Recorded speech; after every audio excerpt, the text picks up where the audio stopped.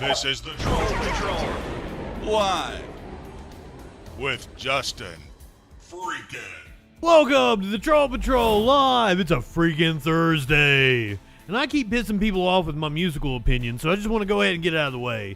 Eminem sucks. Drake is a pedophile. And, what was the other one? Oh, the Smashing Pumpkins is music to kill yourself to. Welcome, good evening. Down the road, not across the street, ladies and gentlemen. Flash, welcome. Were they on Colbert like 2 or 3 nights ago? Because I put it on my watch later if they were. The Palestinian rapper making their debut on network television. So I totally bookmarked it. Well, I don't either. I don't watch TV, but I saw it on it suggested to me on YouTube. Ckers came over the other day to pick up her package, and I handed her, well, it was like US TV debut, or US TV network debut, or whatever. I hand her this pipe when she walks in. She's like, "What the fuck is this?" I'm like, "It's marijuana. What do you expect it to be?" She's like, "Did you make it yourself? Did you put it together in vacation Bible school?" I'm like, "What? If you piss on my shoes, they're gonna fly. Your litter box is clean. I know it for a fact." Welcome. Good evening. I posted in this political group that I argue with people all day about.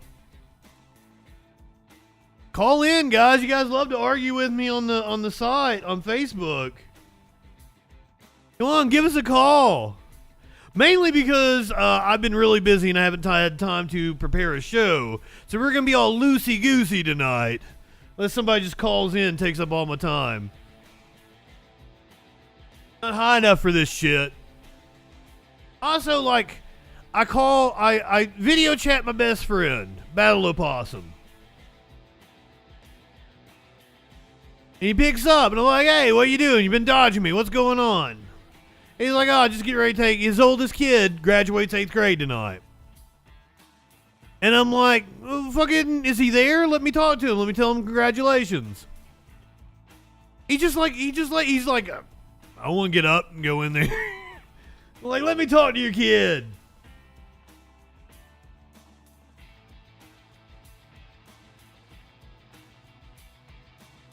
Cool though. I can't believe he's graduating 8th grade. I held that kid when he was a little baby.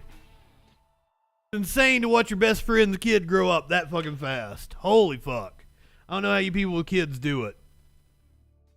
I've been there's always that little black screen flash. All I have to do is like reload the video, and I keep forgetting to do it. Welcome, good evening. Nobody's here. What the? Okay. Everybody turned notifications off because of the whole kick thing the other night. It's okay. I didn't prepare a show, so. Sparkles, welcome. Here is your meme of the day. Weirdos when they hear that the Boy Scouts are changing their name to Scouting America. It's amazing. Do you even have a kid anymore? Or did you do a late term abortion or some shit? Late term abortion? Like, of all the things to get pissed off about the Boy Scouts of America, them changing their name is what you get pissed off about? Not the numerous sexual assault allegations against children. No, it's them changing their name.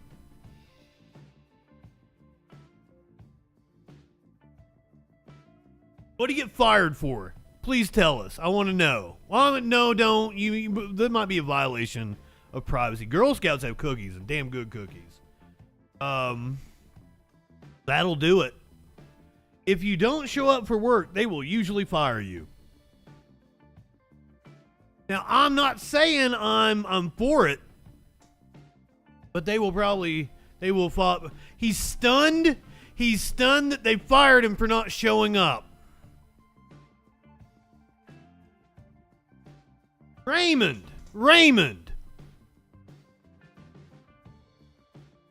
I don't know what to tell you. I mean, if you don't want to, flabbergasted. If you don't want to show up, that's fine. I'm all about kicking authority in the balls. He's kicking authority in the balls. But like, fuck around and find out. F-O-F-A, fuck around. No. F-A-F-O, fuck around. I fucked it up, I'm sorry. Not high enough for this shit. If there's somebody watching that would like to call in, you're welcome to. He sounds dumb for like doing that. I mean, there's one thing, if you're just not gonna show up, that's cool, but like, don't fucking be surprised when you get fired. I'm all about laying it to fucking ghost quit a job. Go for it. Just don't be shocked about it.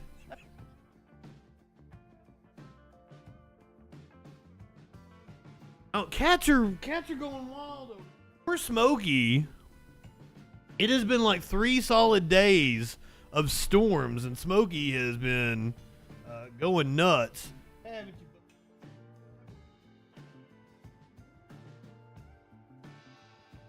Fuck you then. He is very scared of storms, and even this morning, it was storming this morning, and he had to get under the cover, had to have me hold him tight.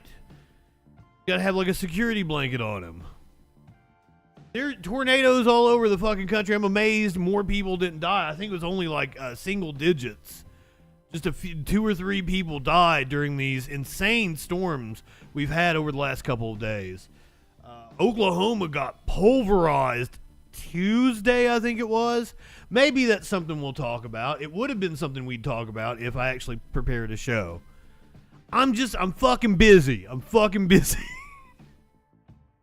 I had to do a video for a shaving company. I still haven't done the fucking video I needed to do for fucking... I got on stream the other day. I was like, I'm going to edit this video on stream. It did not go well.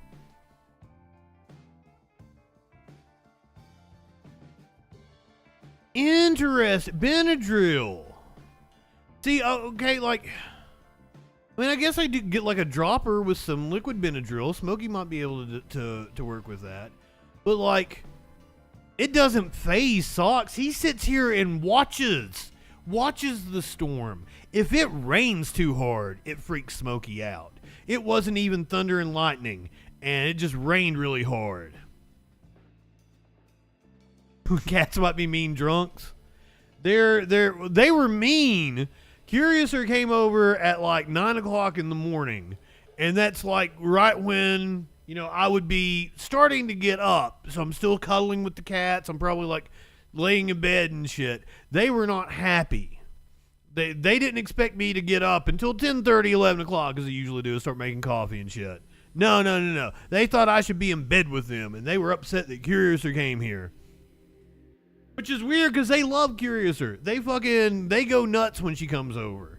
And they weren't happy with her at all. Yeah, buddy.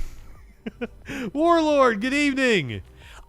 So you posted a story in the Discord, and I had just bookmarked it on my own, but I don't even fucking know. I didn't read it. I just, from the headline, I'm like, well, that's something I got to talk about. Oh, Warlord knows exactly the story, too.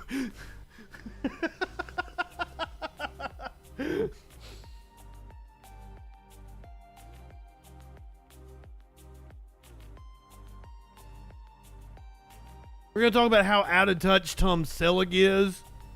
Ric Flair apparently was belligerently drunk and wooed in a blind grandmother's face.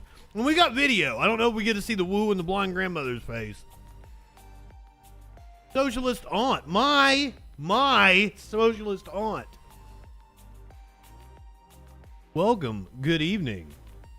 So glad to see you, my friend. What else? Oh, we're gonna talk about Kennedy's brain worms. I fucking if you're on Twitch, you might not see the thumbnail for the show tonight. I laughed my ass off making this. The worm in Kennedy's brain there.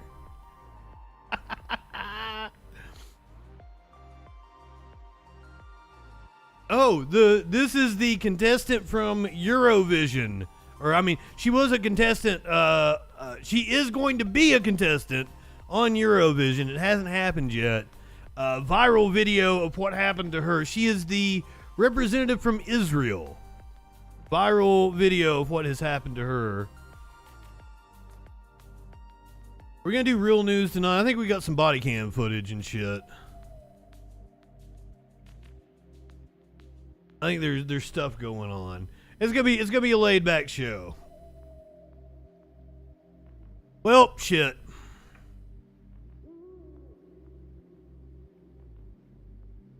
I don't know if this is the most important news we're gonna talk about tonight. But let's watch the acting labor secretary with our favorite senator. The senator from Louisiana. I can't wait to have your cock in my mouth. I'm going to give you the blowjob of your life. Then I want you inside of me. Apparently he has some beef with the acting labor secretary, Julie Sue. Senator Kennedy. Thank you, Madam Chair. I think she even knows what she's in for. Look at that smile. She knows this is going to be a doozy. Thank you, Madam Chair. Madam Acting Secretary, welcome. Part of your job, Madam Acting Secretary, is to protect and support employees, is it not? Yes, sir. And do you believe that we should protect? Do you believe passionately that we should protect and support our employees? I am passionate about that, sir, yes. Do you believe that we should passionately protect and support our employees at the FDIC? Interesting. I believe that all employees should be entitled to fair pay and come home healthy and safe. Including the FDIC is the agency that insures your bank deposits. I don't even remember what the acronym stands for. Federal Deposit Insurance Corporation, something like that. FDIC? Yes. Okay. Have you read the recent outside report, 234 pages, about the creepy old men at the FDIC? I have not seen that, Senator. Have you heard about it? I have not. Are you curious? I have not heard about it. I'm very curious now. You know all about creepy old men, though, Senator Kennedy. Curious about it? Yes, I am, sure. Okay. Yes. Well, the report, the people who conducted the report, Madam Acting Secretary, and I'm surprised you haven't followed it, asked employees at the agency to phone in complaints. There's 6,000 employees. Okay. 500, almost 1 out of 10 employees phoned in complaints. Many of them were sexual complaints, sexual discrimination complaints. One young woman said, my supervisor continuously sends me text messages with photographs of his penis. Is that a labor violation? It's always penis with this motherfucker. Also, I don't like the Department of Labor doesn't oversee the FDIC and also wouldn't handle enforcement of that kind of an issue.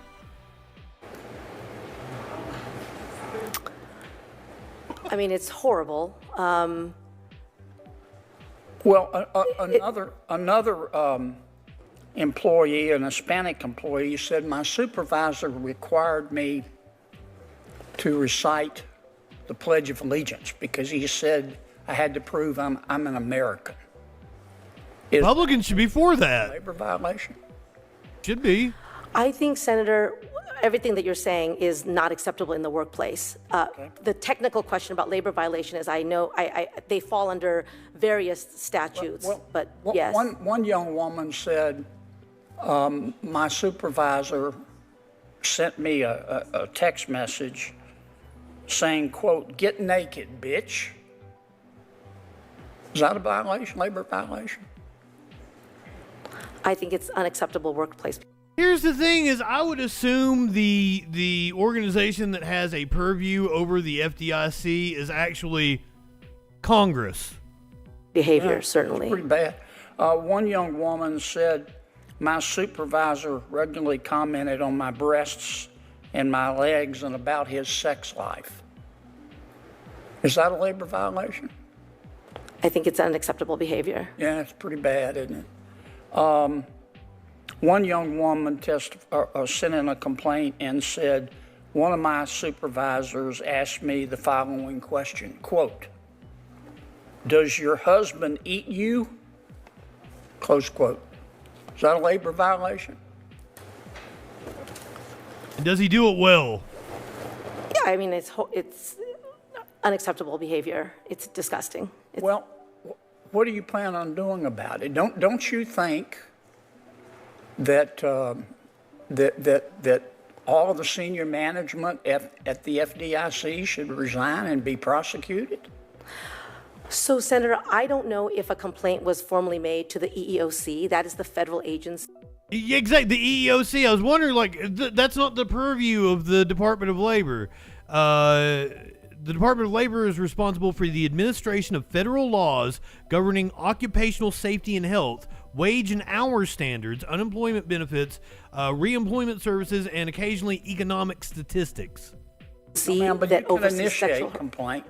You're the labor secretary, and I know from your behavior you believe in protecting employees. Jones!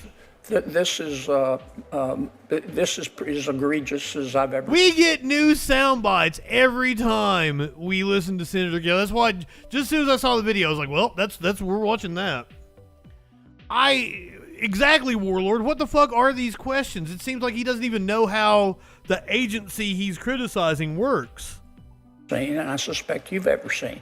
And I thought we'd already decided that this is no country for creepy old men. I'm asking you what you're planning. Then get the fuck out! For Martin Gruenberg, who runs the place, to resign. He's been there since 2005, and one or two things are going. I'm not high enough for this motherfucker. Maybe break out the bong. I've been smoking bowls all day. I gotta hit the bong. On. If he says he didn't know about it, he's like a rock, only dumber. Or he condoned this behavior. He's like the rock, only dumber. For the Biden administration, does Me Too apply except at the FDIC?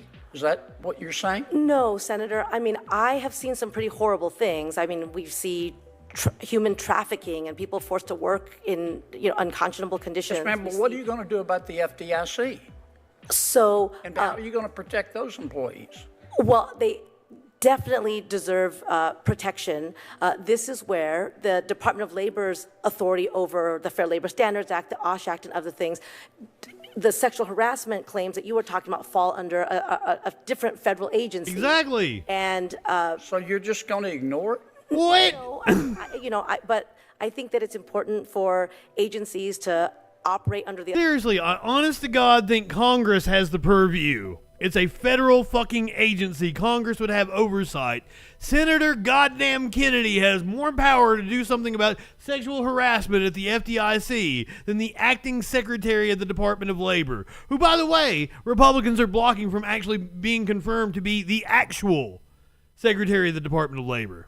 The authority that they've been given by Congress. Don't you think you have a moral imperative to ask Mr. Gruenberg to resign, to quit?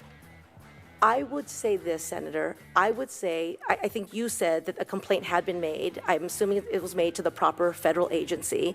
I trust that our sister agencies. But they're coming. I'm just asking you what you're planning on doing, if anything. It doesn't sound to me like you're planning on doing anything to help these young female employees. Well, now that you've brought it to my attention, I'm happy to make sure that the EOC is aware that there is a case like But this. you're not going to do anything about it as Labor Secretary. What do you expect her to do? Let me say this, Senator. I know that the people of America need a very strong Department of Labor to protect working people across this country.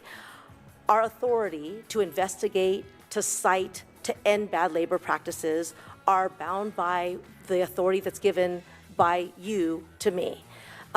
These investigations occur at another agency. You're not going to do anything, are you? Oh, I just said I'm happy to reach out to them to make sure they are aware of it, and if they need any Yeah, but you're support not that I'm gonna able use to any of your give. power to help those employees. Thank are you, Senator Kennedy.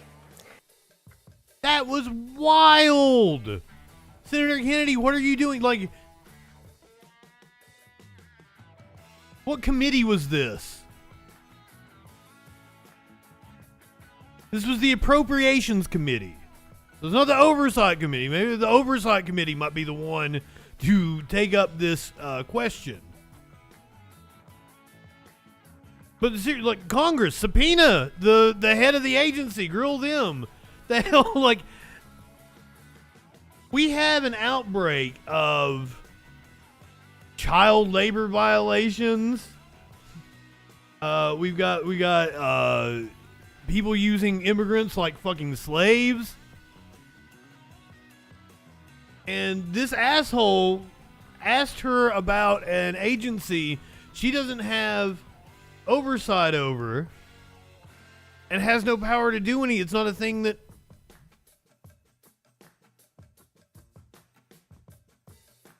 Right-wingers are morons.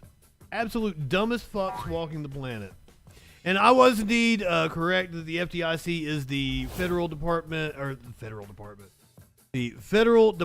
Insurance Corporation. That is what the acronym stands for.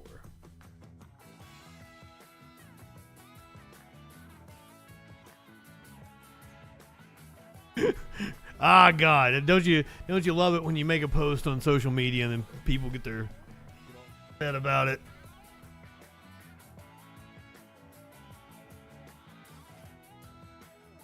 Just run away.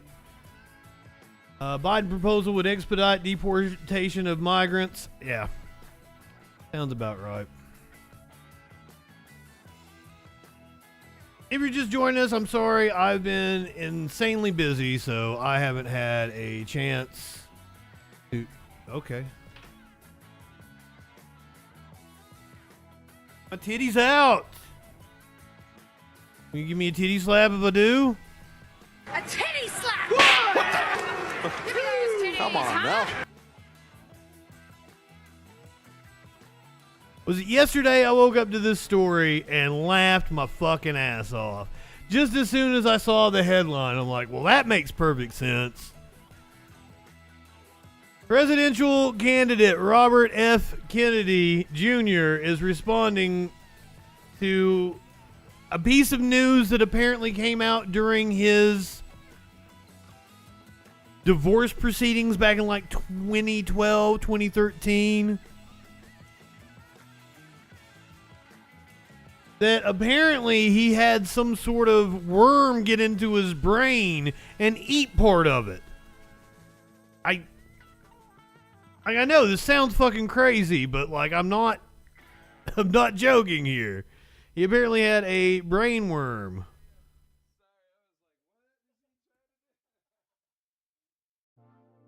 RFK Jr. says doctors found a dead worm in his brain. A parasite that he said ate part of his brain.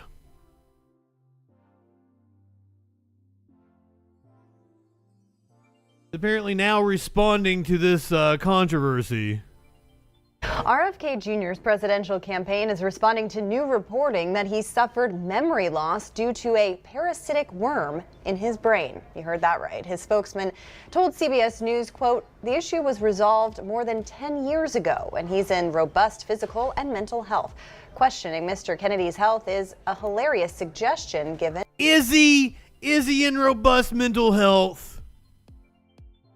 I know for a fact that people that were close to him 10, 15 years ago, 20 years ago, think he has lost his goddamn mind. and this might be a good explanation. Than his competition. Our Ali Novello has been covering RFK Jr.'s campaign from the very beginning and is with us here now. Ali, good to see you. Thanks for being here. So who says this is a boring campaign? I mean, with this kind of headline. Anything but boring. What exactly is going on here? Why are we hearing about this brain worm? Yes, Caitlin. So yesterday, the Kennedy campaign confirmed New York Times reporting that Kennedy revealed he had parasitic worm brains back in 2012, and this allegedly came out during a deposition amid a divorce from his second wife. He said back in 2010 he started experiencing symptoms, some cognitive problems, and this included memory loss and brain fog. And that a friend encouraged him to go seek out medical care, initially thinking that this was a brain tumor. And doctors had taken some brain scans and found a dark spot on his brain. But it was later found by one doctor that it could be a brain worm. So very interesting news, of course. This has all been confirmed by the campaign. They said it's likely he contracted these worms somewhere in South America, Africa, or Asia during his time as an environmental advocate. Could have been anywhere. Interesting. So, I mean, this is all, a big headline and, of course, very, kind of juicy. But why does this matter for this campaign, for a candidate who is kind of running a... I'm sure the brainworm thought it was feasting on something juicy. Juicy. I'm sorry. Curiouser, welcome. Good evening. As the alternative to the other guys. Yeah, well, for one, you don't often hear about brain worms for an independent candidate or a presidential candidate in general.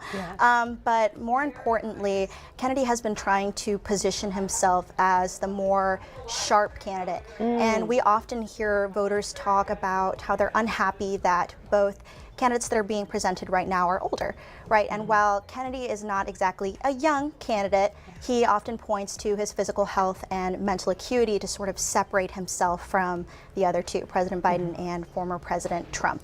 So it's definitely interesting to see that the campaign has decided to brush aside any suggestions that, his health isn't perfect. They've said that he is in tip-top shape and he's fit to run. We all got brain worms from this. They said it was hilarious that anyone would suggest that. Now, if you guys did not hear the quote, he said apparently he could eat 5 more brain worms and still beat Trump and Biden in a debate, which was a pretty good line. Come on, man. I'm probably misquoting him. Hold on.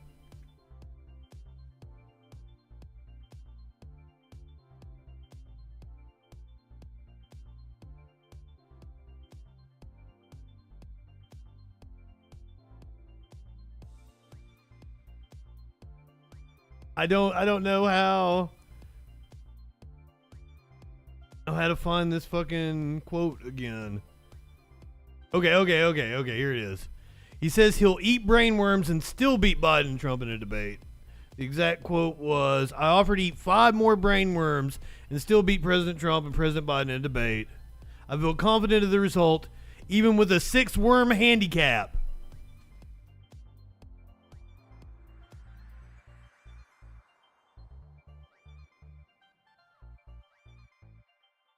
I do want to point out that both RFK Jr. and Trump will be speaking at the Libertarian Party convention, which we're totally going to watch. Takes place later in the month. Kennedy has challenged Trump to a debate there. That ain't going to happen. It'd be awesome if it did, but it ain't going to happen. Interesting. Running M. Lord, welcome. with this 6 worm handicap. He is also on the ballot in a few states and potentially more to come. Did I just call you M? Did I call you M Worm? Do I have brain worms now, or did I say M Lord? I don't even know now. The brain worm got to me. God damn.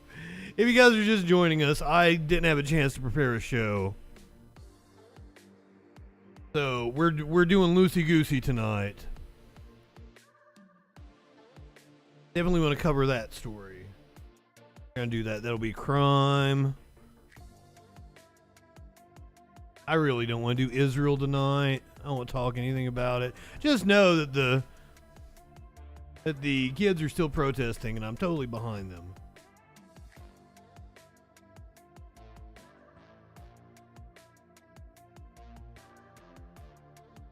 Okay, yeah, let's do this. No, I don't know. I don't want to do that.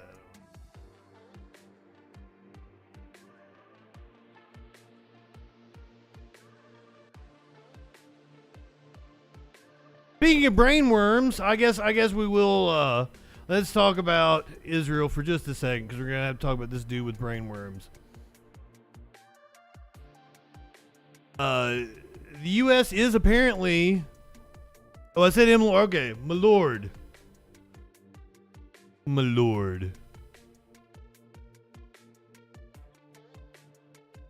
Yeah, I said M Lord. My lord sounds more formal.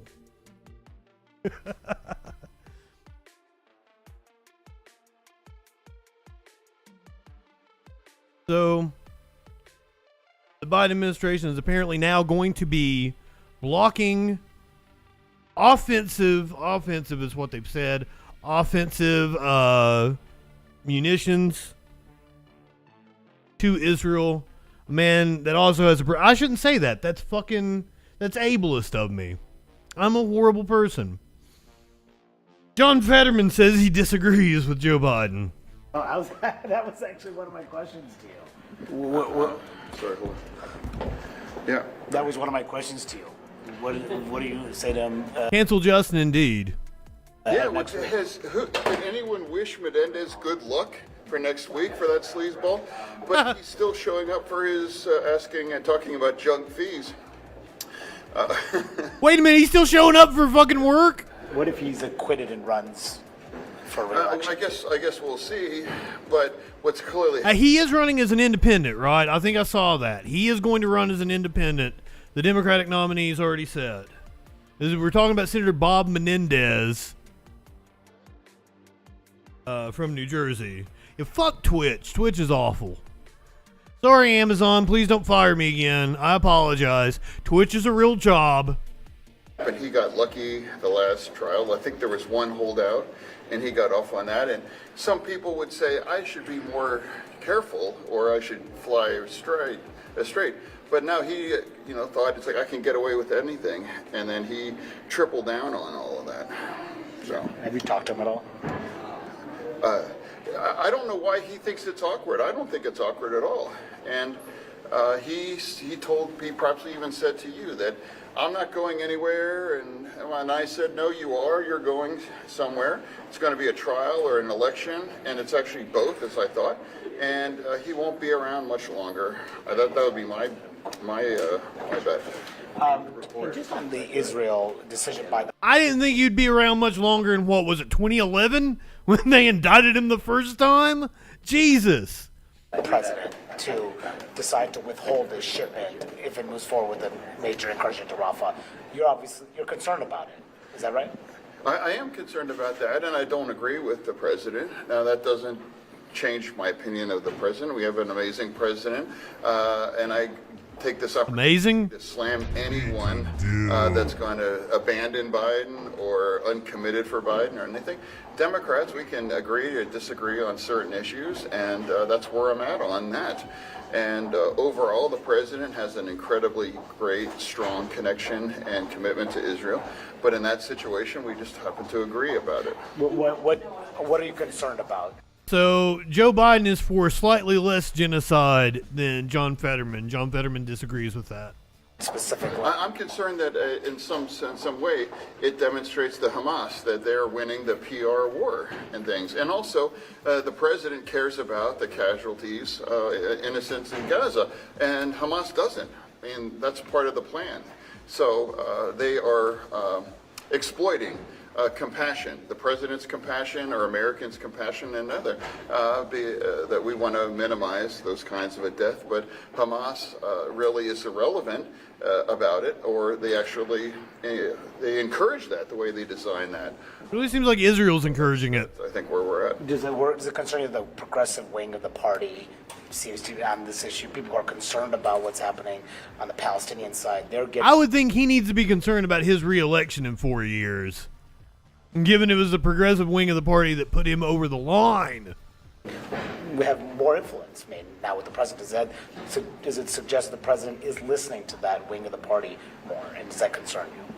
Well, I can't speak to what was behind the president's choice, and that's his. I mean, he's the president. He doesn't have to explain it to anybody. But what I will say is that if any of the progressives continue to talk about abandon Biden or being uncommitted, and they want to play around that kinds of a dangerous situation, they are going to own what happens, and they need to. You know, ask Nader.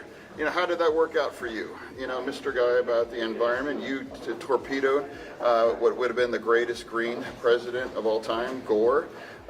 Gore won. I don't know how Nader torpedoed him. Also, Ralph Nader, American hero. John Fetterman, not. Anyone wants to be a spoiler, you're a loser, and it's some weird vanity project that allows our nation to elect presidents. And if you think you're sending a message, that message is, well, the answer was Bush and Trump. And I don't think those were the kinds of answers that a lot of Democrats appreciated. Senator, one quick one on the FDIC. Wondering your level of confidence in Martin Grunberg to run the agency amid the scathing independent investigation that came out this week.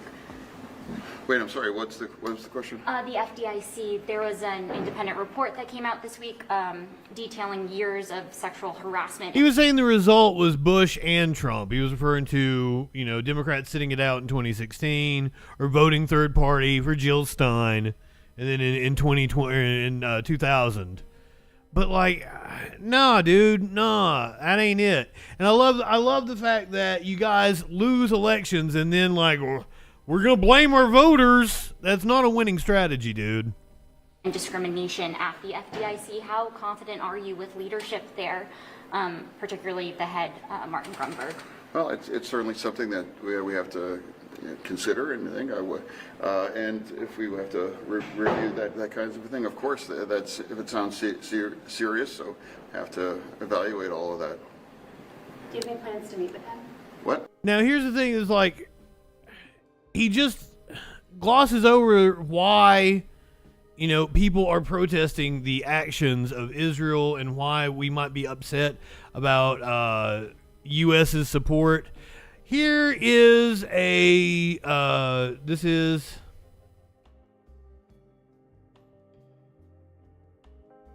is a road leading to Gaza that they are blocking in order to block humanitarian aid into Gaza. Clinically. תראו איך נראה הכביש במצפה רמון, מלון בראשית, אזרחים, אלופים, אזרחים באמת. This is Israeli citizens under the supervision of the Israeli government doing what they can to block a road so that humanitarian aid can't get in. This is a war crime. Denominally. Welcome, good evening. Fetterman would not condemn. He condemn. This is insane. ב7 בבוקר לקחו את כל הסלעים וחסמו את הכביש. דקה אחת אני יוצא, חברים. למה? כי בסרטון השני אתם תראו בדיוק מה קרה. בסרטון השני אתם תבינו בדיוק מה קרה. אני יוצא. מאות משאיות מירדן עולות פה לכיוון עזה. סחורה שמגיעה מאיחוד האמירויות. לא יודעים מה הביאו להם, אבל ככה נראה הכביש. That's military. לכו לסרטון הבא שלי, תראו את כל המשאיות. טוב שהאזרחים זוכים. But it is several civilians acting under the authority of the Israeli government to block convoys of aid from the Gaza Strip. So, you know what? You know who I'm sure has a fantastic take on what's going on in Israel and the reaction here in the U.S., the protests against it? 2016 presidential candidate Hillary Clinton. I have had many conversations, as you have had, with a lot of young people over the last many months now.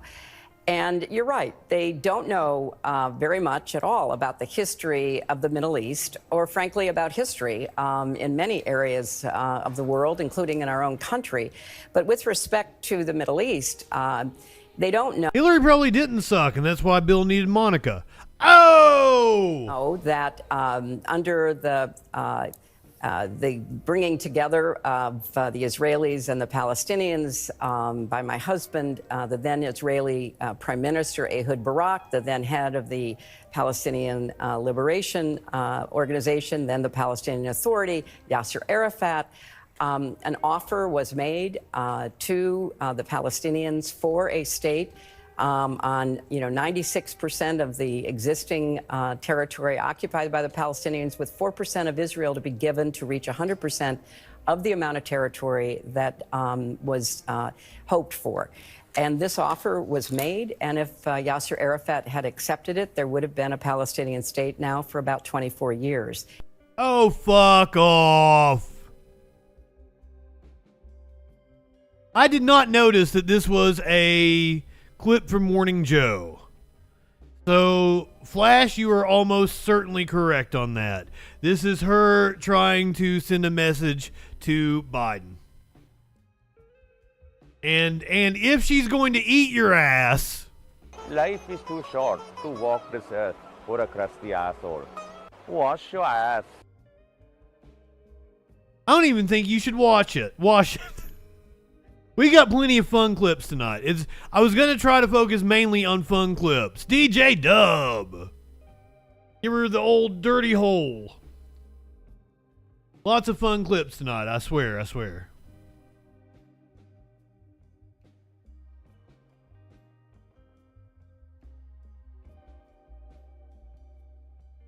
Let's see if I can get a clip of this.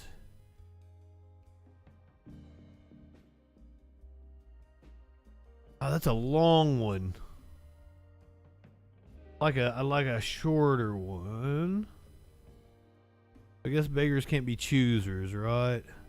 That's just a 1 minute clip. No, I want like a 5-6 minute clip. All right. We'll do the long clip here.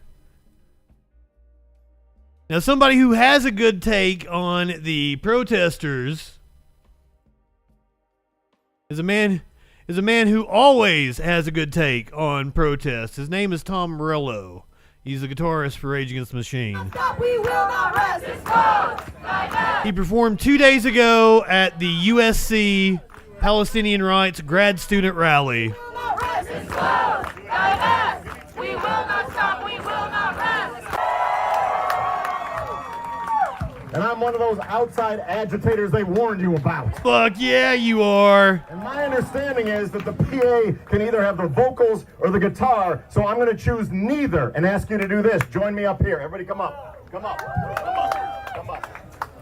You don't need to be plugged in anymore, right? Nope. That's not working. Grab my cane so I don't lose it over there, please. All right, come on up. Maybe... Everybody come on up, close as you can, sit down in front. Fuck yeah. I love you, Tom Morello.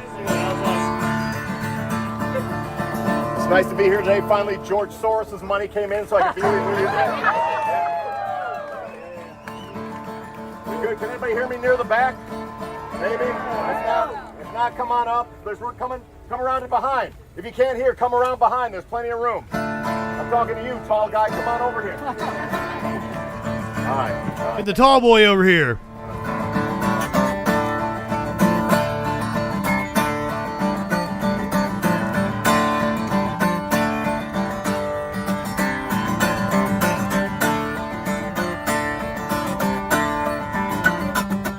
I'd vote for Tom Morello for president.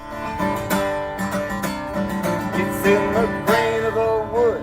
It's in the needle's rust. It's in the eagle's claw. It's in the eye. Mitochondria. It's in the jackal's dreams. In the sleet and the hail. It's in the unmarked box. Came the day in the mail. It's in the dead man's pocket. It's in the child's first sin. It's in the Constitution, written in very small print. It's in Colin Powell's lies. It's in the shaman's trance. It's in the cellar waiting. It's in the best laid plans. Now we could cut and run, take half the blame. Don't stop now, that's why we came. This house gone up in flames.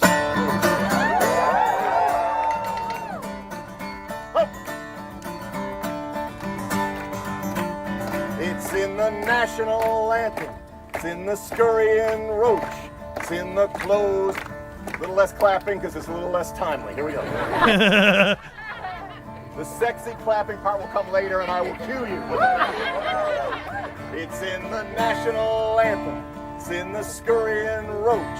It's in the closed partition between first class and coach. It's in the relentless fever. It's in the lonely room. It's in the hands of fate. It's in the pharaoh's tomb. It's in the rich man's dreams. It's in the poor man's hands. It's in the body bags along the Rio Grande. It's in the evening shade. It's on the zealot's tongue. It's in the widow's tears. And it's in the miner's lungs. Now we could cut and run, take half the blame. Yeah, don't stop now, that's why we came to this house. Oh, sorry. Smack my microphone. Oh.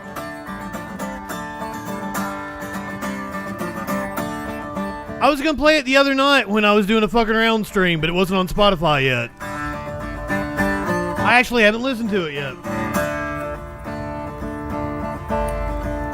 It's in the moon's dark spin. It's in the cloudless sky. I've always liked Macklemore. Peter's denial that he thrice denied. It's in the distant thunder. It's in the whispered prayer.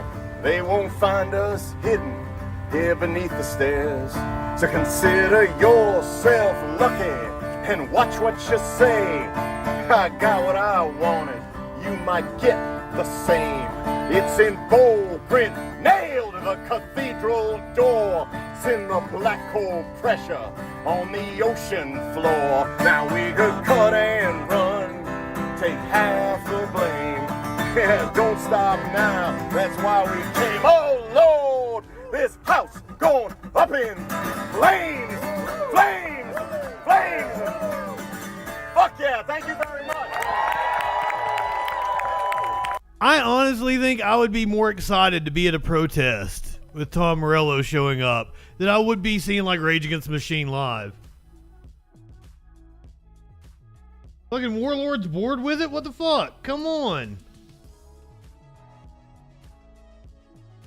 And you're from Britain. I thought you guys loved Rage Against the Machine over there in Britain. What was it, like the like backlash against Simon Cowell, and you guys made Killing in the Name of the #1 song at Christmas? I thought you guys loved Rage Against the Machine. You know your protest is legit when Tom Morello shows up. But here's my thing. If you only know Tom Morello from Rage Against the Machine, you're doing yourself a disservice. Go listen to Street Sweeper Social Club with Boots Riley. Go listen to Prophets of Rage. Audio Slave. There's always Audio Slave. Audio Slave is good. Hell yeah. Oh my God. You were at Woodstock 99? Oh, I am so sorry. I'm glad you survived that mess. Energy Flow. Welcome, my friend. I love me some Rage. I love Zach De La Rocha. I love it. He's got like one solo EP. It's not even a whole album. It's called One Day as a Lion, and it's excellent. Apparently he's kind of a shithead though, but I can't really get a feel on what's going on. It was literally a shit show. What they started was that it wasn't until like the last day they started turning over the fucking porta potties and shit, right? Well, you probably lucked out clinically. You probably lucked out. Oh, like fucking they set shit on fire and stuff when Limp Bizkit played.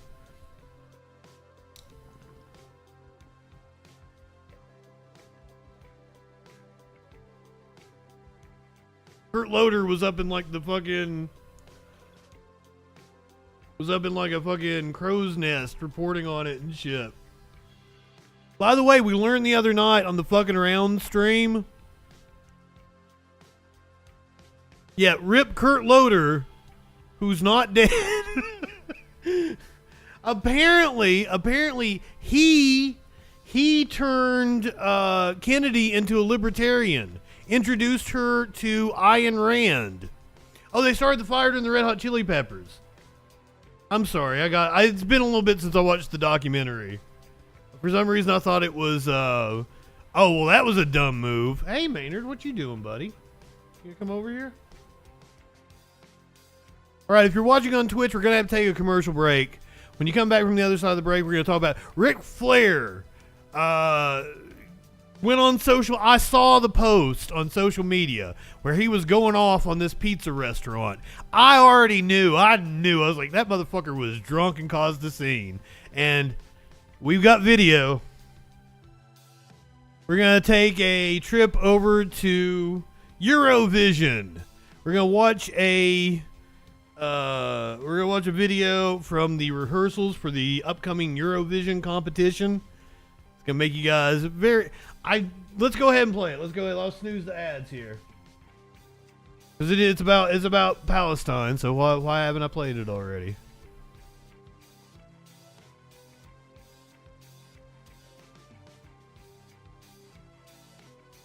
Oh man, I should play that woman's fucking. Oh.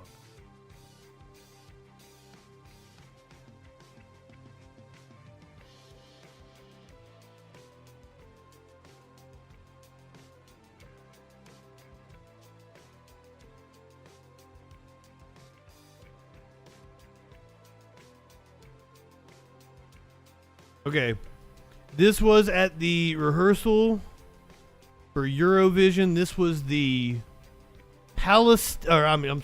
the Israeli contestant for Eurovision. Is that a rehearsal?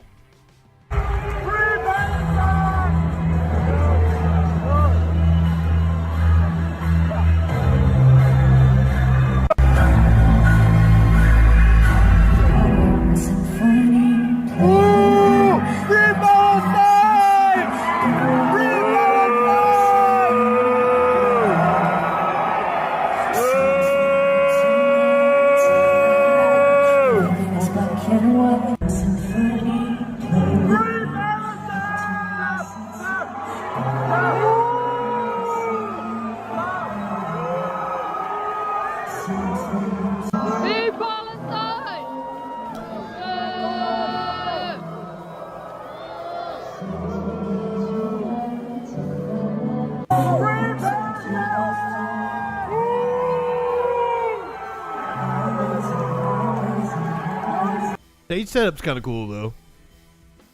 That was the Israeli contestant on Eurovision. This is apparently during a rehearsal. Does the sound suck in that building? I mean, you like a fucking cell phone, you can't really tell. But I don't know. I don't even know what building it is. Is that the O2? Is that where they're at? I don't know where they hold Eurovision. Or it rotates, doesn't it? It's not always in the same place. I have no. Is Warlord still here? Warlord, where's Eurovision? Kind of like the fucking Super Bowl, I think. It's in Sweden this year. Yeah, they rotate. So this was in Sweden.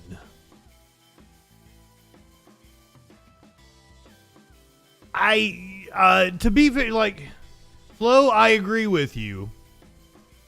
Like, if she's, an anti-Zionist, then it kind of sucks just to boo her because she's Israeli. But also, like, it's cool that they're showing, their disdain for Israeli policy. So, like,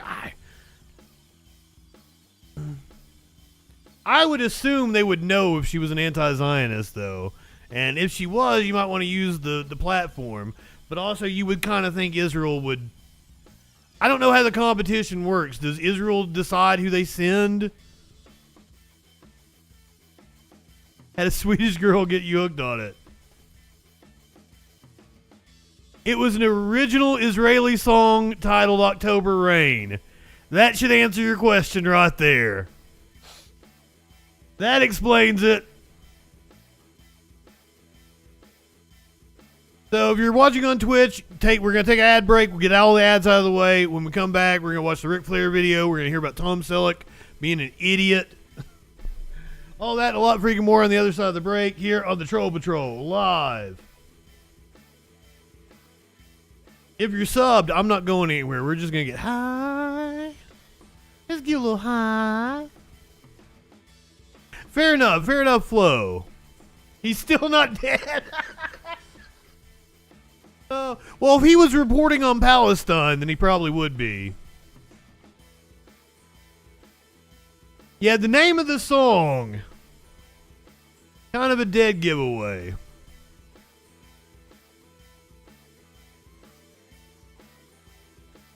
We're totally going to talk about Tesla's autopilot. Oh fuck yeah, we're gonna do the Daily Wire's new cartoon. We're gonna watch the Eunuch Maker Gelled for Life. The Eunuch Maker Mutilator. Is that the name of a kill? I don't even know. The headline is Eunuch Maker Mutilator Gelled for Life. Is that like a fucking serial killer's nickname or something? Is it a product that somebody was selling?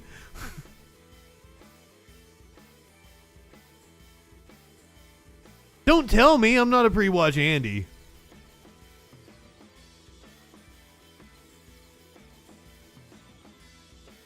Barron Trump is apparently going to serve as a delegate from Florida to the RNC. We did the Kevin McCarthy, right? We did Kevin McCarthy. And Matt Gaetz. Yeah, I think we did that last week.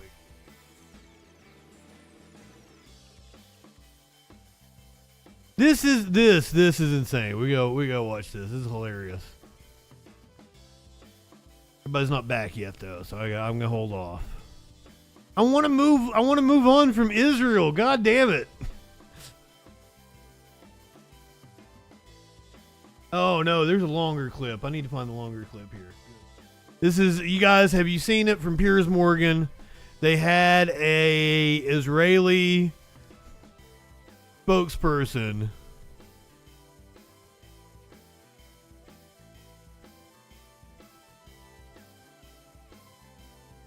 This clip is amazing. There's so many fucking...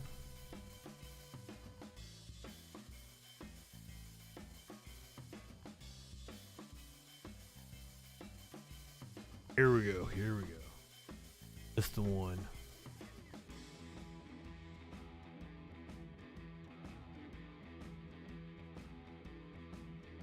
I don't know what baby reindeer is.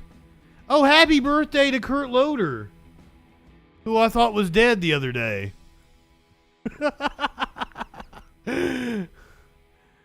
All right, let's go to Piers Morgan. He has an Israeli spokesperson.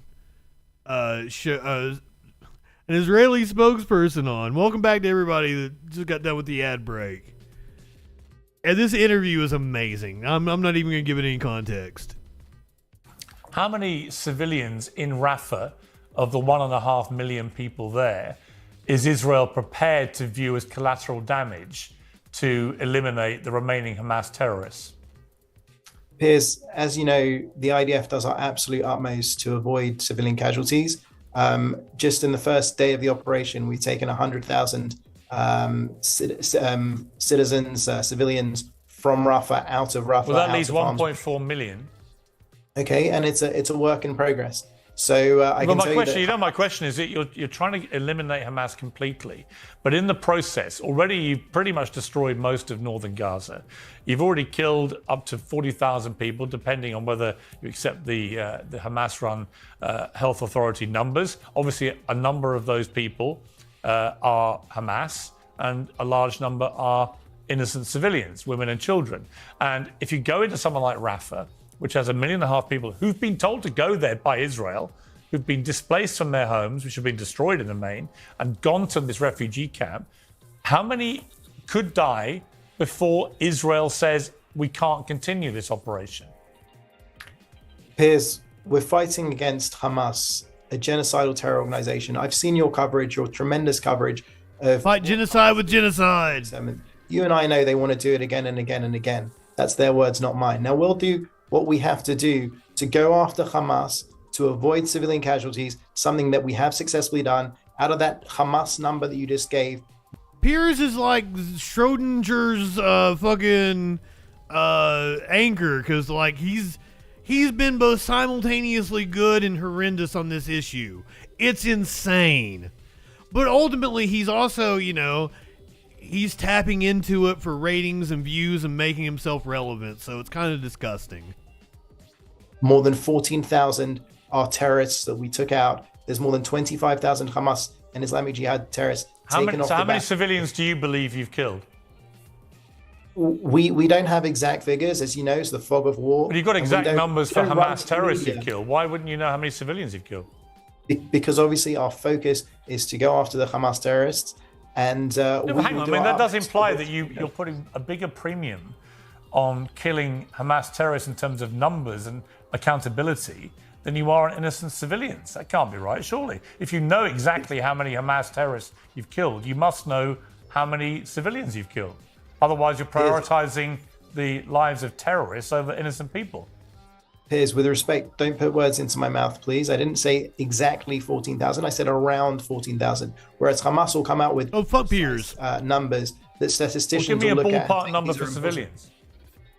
Well, of course, you can use the ballpark as far as the Hamas figures, which I reject as being false. Well, if they're false, why would you give me those?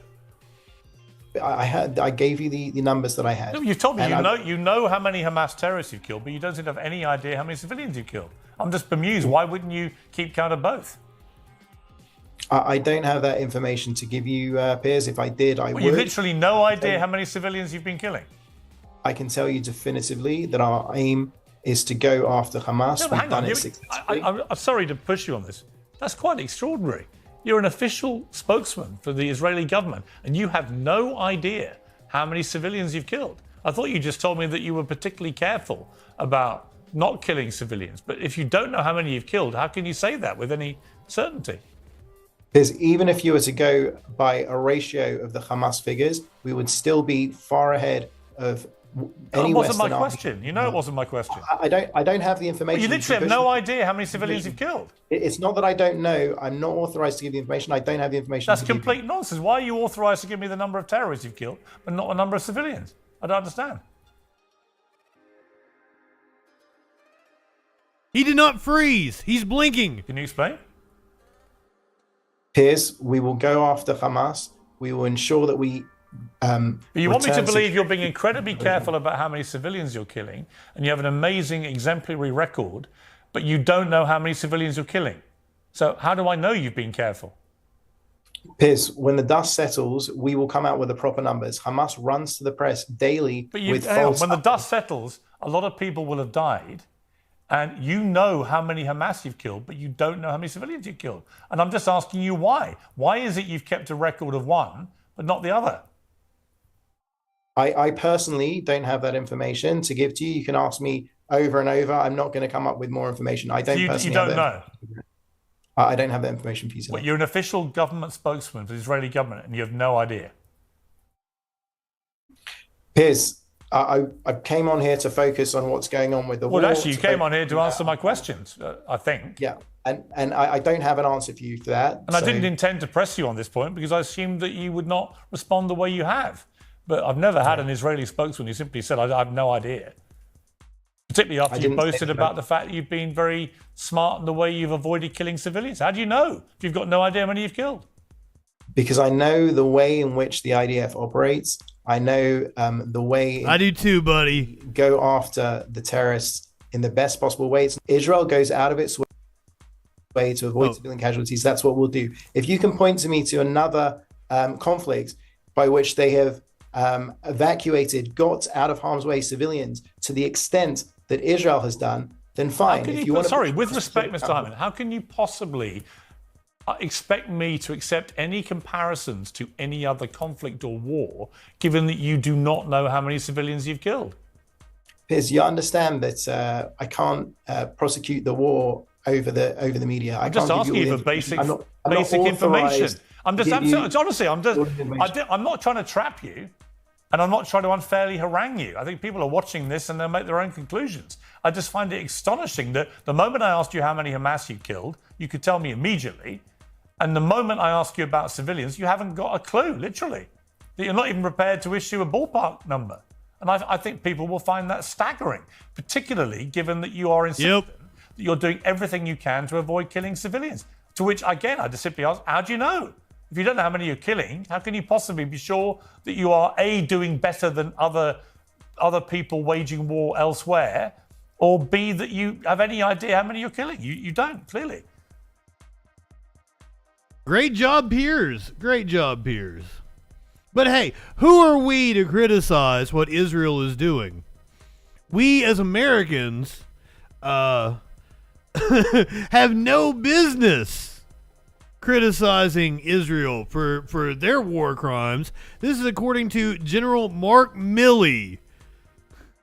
Remember the dude all the liberals were praising for standing up to Trump. Just basic decency.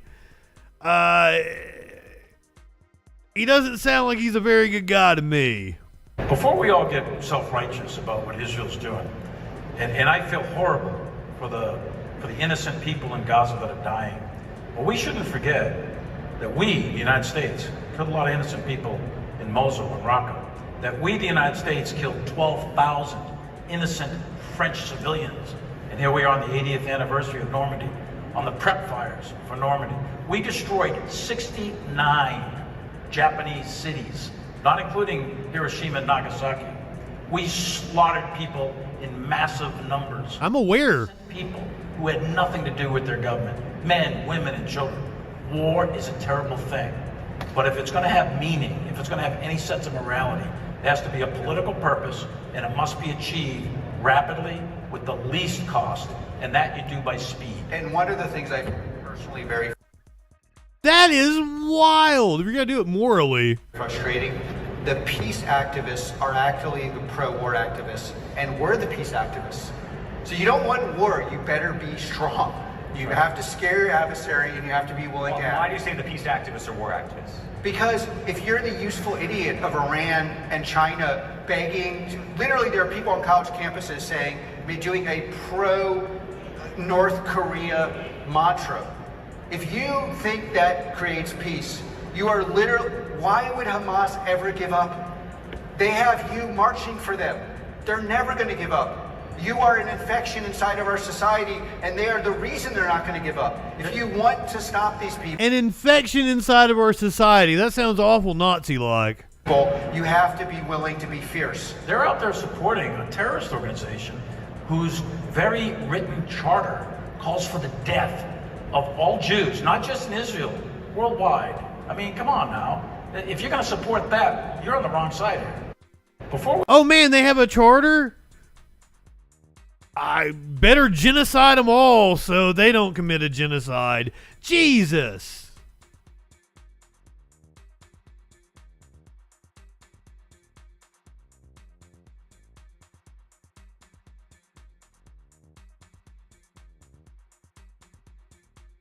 Let's do a little politics. Let's do a little U.S.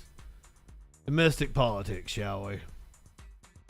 There was an election held on Tuesday.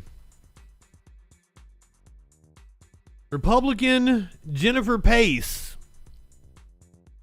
won a Republican primary. For some reason, it did not want to bring up the story.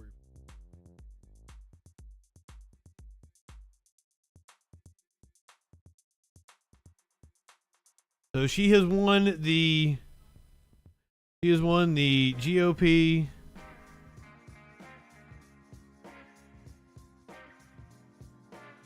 Well, let me do full screen.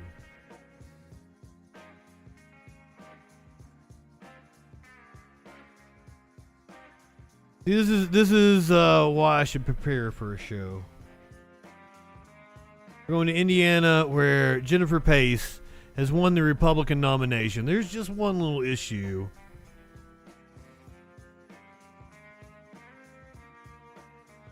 Apparently this has no fucking sound. God damn it. I'll read it myself.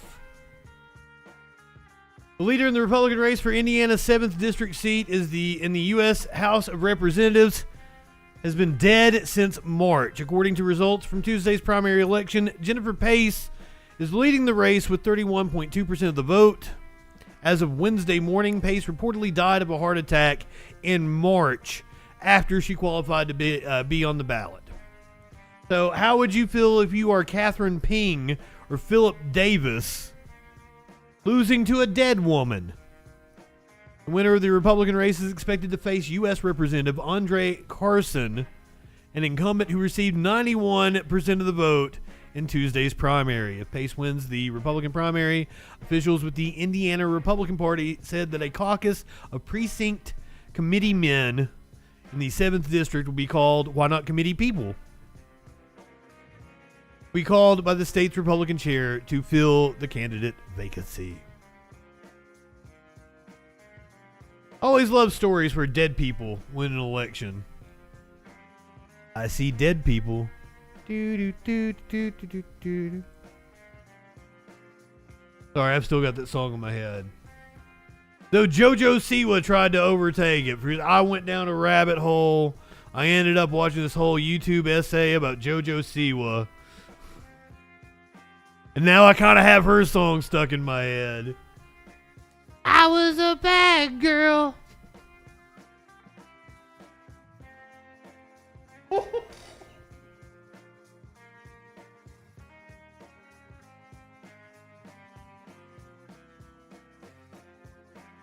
You know somebody who I bet would be really into JoJo Siwa? Oh, she's like 20 now. She's probably too old for him. Matt Gaetz. Former Speaker of the House Kevin McCarthy has slammed Matt Gaetz as the Hunter Biden of the GOP. Come on, man. Put the corpse in office. Oh, no, Toads. That was the primary. That was the primary for the Republican side. Apparently it's a safe Democratic district. Hunter needs to make a statement immediately.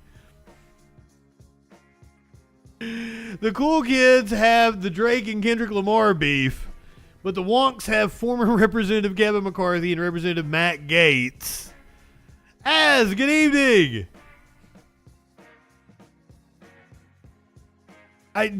We weren't obsessed with Gaetz's probably not gigantic hog. The political beef goes back months when Gaetz basically single-handedly set in motion the ouster of McCarthy as Speaker of the House last October. McCarthy resigned from Congress altogether by the end of the calendar year, and he and Gaetz have not been shy about their contempt for each other. In an interview with Politico's Olivia Beavers,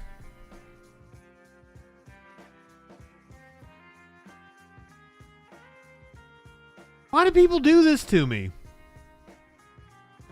You live in sexual anarchy? Olivia's got a big brown beaver. Lenny, good evening. In an interview with Olivia Beavers published on Wednesday, McCarthy threw down the latest insult against his nemesis, calling him the Hunter Biden of the Republican Party. Gaetz is the Hunter Biden of the GOP. He's got an opponent who is pro-life, pro-Second Amendment, trained at Pensacola, went to the Naval Academy and flew jets to defend us, while Gaetz was getting kicked out of high school, buying coke, and paying minors for sex. Stick Kendrick on him. Kendrick can take out a pedophile with laser precision.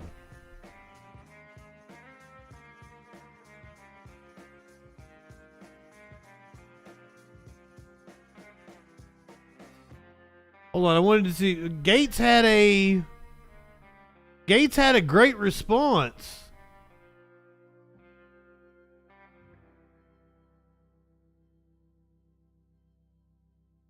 Oh man, Mediaite did a disservice. Gates said something like to the effect of, I whooped Kevin McCarthy's ass in Washington, D.C., and I'll whoop him again when we're on my home turf in northern Florida. You hate to see Republicans, Republican on Republican violence. You don't actually. I love it. I'm very much here for it.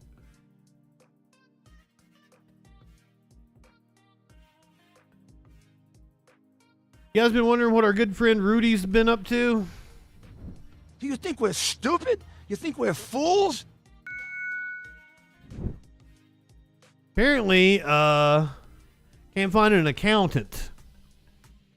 In a new filing, Rudy Giuliani's bankruptcy proceedings in the Southern District of New York, Giuliani's attorneys note that he cannot find an accountant to help him file operating reports with the court. As a debtor in the bankruptcy proceedings, Giuliani is required to submit timely monthly operating reports outlining his assets and his current finances. The latest filing notes that while Giuliani has been able to file outstanding reports through March, his accountant who was helping him had a change of heard? I assume that's a typo. T and D are kind of close to each other. Had a change of heart and indicated that he no longer wished to help prepare the monthly operating reports. As a result, Giuliani has been forced to reach out to a number of other accounting firms, none of which have agreed to take him on as a client. Specifically, the filing notes Giuliani advised that he has reached out to a number of accounting firms and CPAs seeking their help. However, no one seems interested in taking on the assignment. Filing goes on to note that Giuliani's attorneys have spoken to him about filing his own operating reports and that he has agreed to file the reports on a timely basis. Ah, poor Rudy. Actually, I guess while we're on the topic, let's this week's Trump trial update has been pretty much centered around Stormy Daniels. Can we get some of the graphic details here?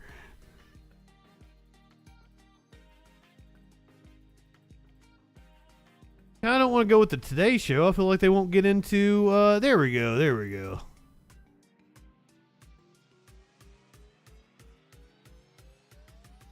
We'll do CBS. I'm afraid the Today Show would be just too PG.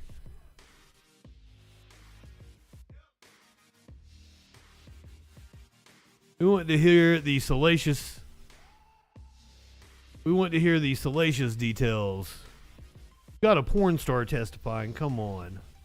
Trial in New York. Adult film actress Stormy Daniels took the stand for a second day Thursday. She testified about an alleged sexual encounter with Trump in 2006 and a $130,000 payment in 2016 from Trump's lawyer, Michael Cohen.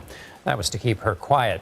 The former president is accused of falsifying documents to cover up that payment and has pleaded not guilty to 34 felony charges. Before entering the court Thursday, Trump addressed the gag order on the case, which he's been held in contempt for violating 10 times. I just want to let you know that we've just filed a major motion in the appellate division concerning the absolutely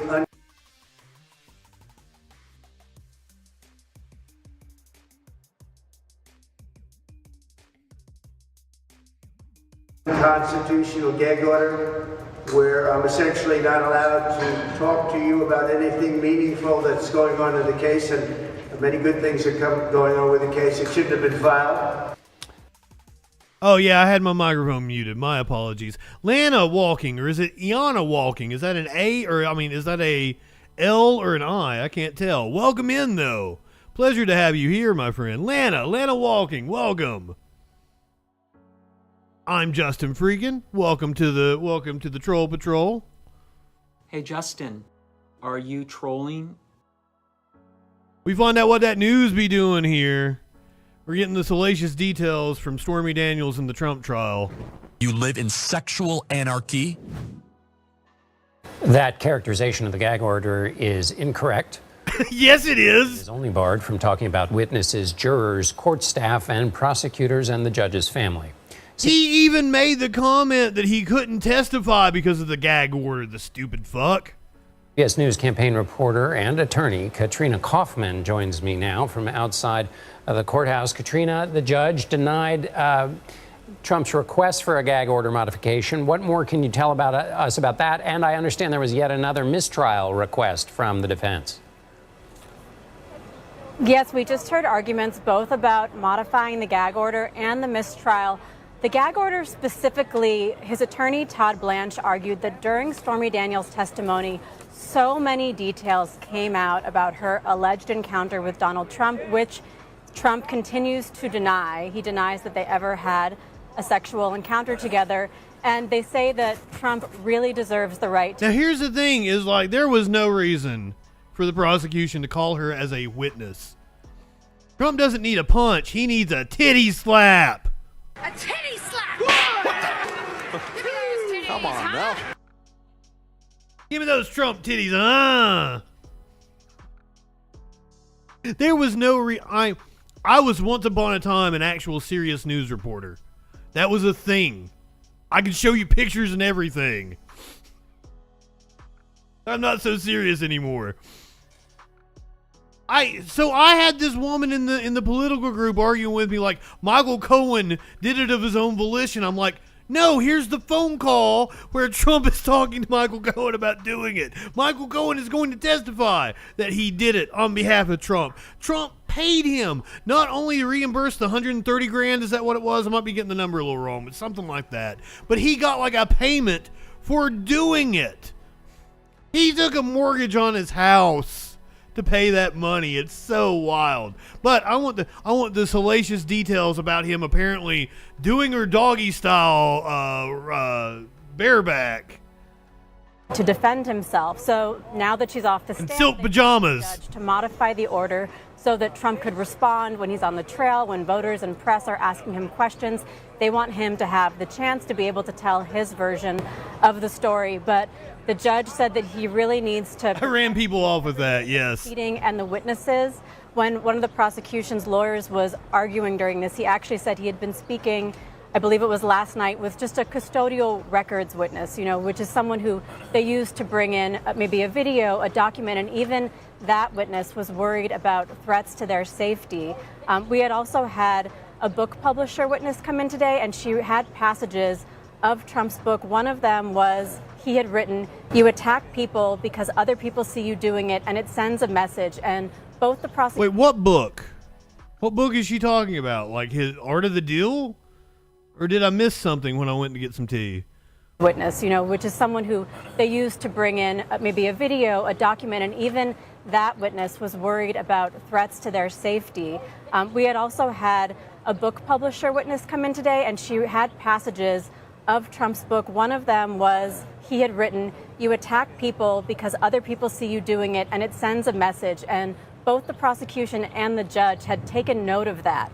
And he said that he just can't allow this gag order to be lifted while the trial is ongoing. He needs to protect these proceedings. And then regarding the mistrial, he said that really he put the onus on the defense. Too many details did come out, but he said that Trump's defense attorney, Susan Necheles, just did not object enough. And she had claimed she thought that he had ordered her not to, but then he said he literally went back through all of the transcripts and the motions and the orders, and he saw that she had actually objected maybe 10 times before there was a part of the story when Stormy Daniels said that Trump didn't use a condom. And he said, but you didn't object there, and you really should have. So he is not allowing a mistrial. This trial is still continuing. And the reason none of this information was relevant. There was no reason to call Stormy Daniels to this. I mean, I'm not gonna fucking rag on him for not using a condom and like fucking. That's like glass houses, right? I believe in safe sex, at least for the purpose of this joke. I prefer lifestyle condoms to Trojan. The reason why is the name Trojan. It implies that you're covered. They're going to sneak your men in through the gate. And that's the last thing I want. And for anybody who might have been shocked about hearing that word in the early evening, the reason this is important is in the American legal system, we don't want a situation where a bunch of information gets into the ears of the jury that's not really directly about the case. It's not relevant. Prejudice the jury against who's being heard. Is that essentially the conception there? Exactly, yes. His attorney said that this information that came out is prejudicial. It paints a certain picture of the president for the jury that they just don't want them to have. And finally, Katrina, the defense had their day with Stormy Daniels. What did they try to do, and were they successful? The cross-examination of Stormy Daniels was very intense. It was almost like a volley back and forth between her and Trump's attorney, Susan Necheles. I think even the jury was kind of flipping their heads back and forth watching them. They really tried to undermine her story. She went to any inconsistencies that she could find in the way that Stormy told her story on the stand versus how she told it in prior magazine interviews or even in her own book. But sometimes it felt like she was really focusing on details like whether or not she had eaten dinner. This was actually a very long discussion, whether or not they had food in the room. And it didn't necessarily feel like it really undermined the credibility of the story. If anything, Stormy Daniels really stood strong with all her answers.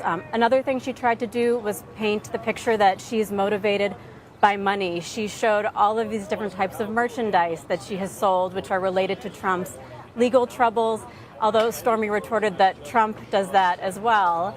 And then another thing that was significant is during this very, very intense questioning, she would periodically, Susan Necheles, Trump's attorney, just say, "You've just made all this up, haven't you?" Anytime she was pointing to an inconsistency in the story. But Stormy Daniels really stood strong, and I have to say, I think she came off as a very likable and credible witness.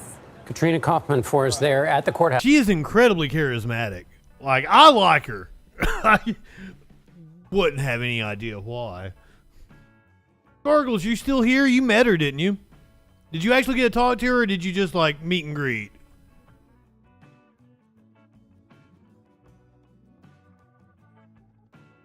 So this was outside of the courthouse a few days ago. About a week ago. This is Steve Bannon. We were talking about the gag order that is placed on Trump where he can't attack witnesses, the judge's daughter. Well, here is Rudy Giuliani's son. Apparently didn't learn anything from his dad and all the trouble he's in, talking with Steve Bannon on the War Room podcast. Talk to me, Andrew, real quickly. Tell me about this. The judge I think held Trump in contempt, and I think in court he threatened him with jail time if President Trump continues to bang. I think that's what Trump wants. Order. Your thoughts? Yeah, I mean, he's fined him for 9 times of this, and he made him actually remove this. Remove it from his social media. So talk about violating his First Amendment rights on this. And you got to remember, Steve, going back to all this, the gag order that he is violating, that according to the judge, that Donald Trump is violating, is just pointing out the fact that the judge's daughter has profited to the tune of $90 million. That's right, over $90 million. Doubt. Adam Schiff, Kamala Harris, and other leftists. Over $30 million from Adam Schiff, over $7 million from Kamala Harris, and over $50 million from other Democrats. And Donald Trump cannot point that out during this political prosecution. That can't possibly be true. She just got $90 million from Democrats. Yeah, it can't possibly be true. They're just making up some bullshit. Adam Schiff just gave this woman $90 million. That don't make any goddamn sense. Adam Schiff ain't got $90 million. Adam Schiff ain't got millions of dollars to give anybody. God damn. Drake, good evening. Also, this Drake, good Drake. Other Drake, bad Drake. How can you not like the Drake? But here's the thing. Yeah, it came from Soros, clearly. Was it, I think it's, some more news this week. I had it on the background. Didn't really pay attention to it. But I was like, I need to go back and watch this. And he brought up, like, should have took Soros money in the 90s when Soros was trying to give it out to everybody. And leftists were like, oh, we're too pure. And now there's, fucking a gazillion right-wing outlets all backed by dark money, and the left has nothing like it. Unless you count, TYT. They're out here fighting the good fight, telling us why we shouldn't be scared of Trump.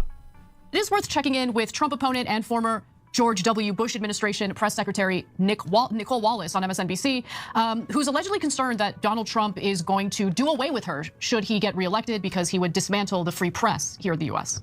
Because depending on what happens in November, 7 months from right now, this time next year, I might not be sitting here. There might not be a White House Correspondents' Dinner or a free press. Trump has already been president once. We got to stop with this fear-mongering stuff. You're less likely to believe the narrative coming from the media because they've been warning you about how he's going to dismantle every institution in American society from like the moment that he decided he was going to run for president. We did his best to. The only reason he didn't succeed was complete incompetence. But now they've got everybody in place. The Project 25. Bannon's been like screening people and shit. They are ready to go. Fuck Nicole Wallace and her fear-mongering and MSNBC. Fuck all of them. I turn off cable news, read a goddamn book. But seriously, there is a point to be made. The motherfucker has already said he's going to come in a dictator on day one. Fuck off. He decided he was going to run for president. And a lot of the stuff that they claimed was going to happen didn't come to fruition. It's ridiculous. Anyway. And I agree with you. She's definitely being over the top. Right. Right. I mean, to be fair to her, she is a trained expert in fear-mongering. And guys, if you're saying like it looks like you're criticizing both sides, yes. Yeah, both sides have lost their minds in different ways, right? And maybe to different extents in some cases. But like, both sides have definitely lost their minds in different ways. I agree with Anna, just not in the way she would want me to.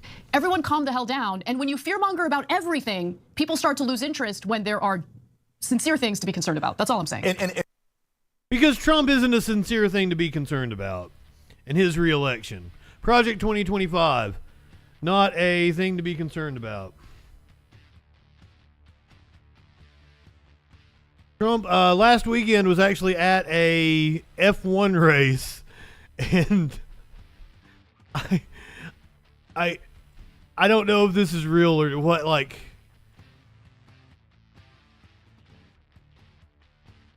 is this? I don't even know. Is this recent or if this is from years ago? Andretti, I'm really glad it's you. Let's go. Hop in, Mr. Trump. Don't worry. The fact this is on MS, or it's on NBC and it has The Apprentice on the car makes me think it's old. Don't mess up your hair.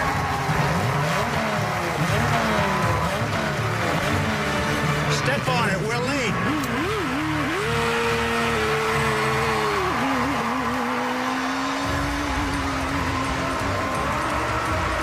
Yeah, it's like an Apprentice commercial or something. They shared it out because Trump was in an F1 race over the weekend.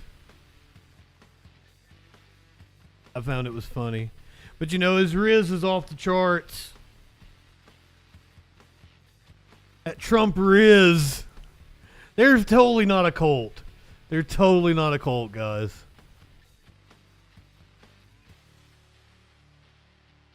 Trump's Riz is off the charts according to Benny, what is his name? Benny Dumbfuck. We've seen Donald Trump ringside at UFC with the ladies, but have you seen Donald Trump at the F1 race in Miami today? Benny Johnson. This is what you call ribs.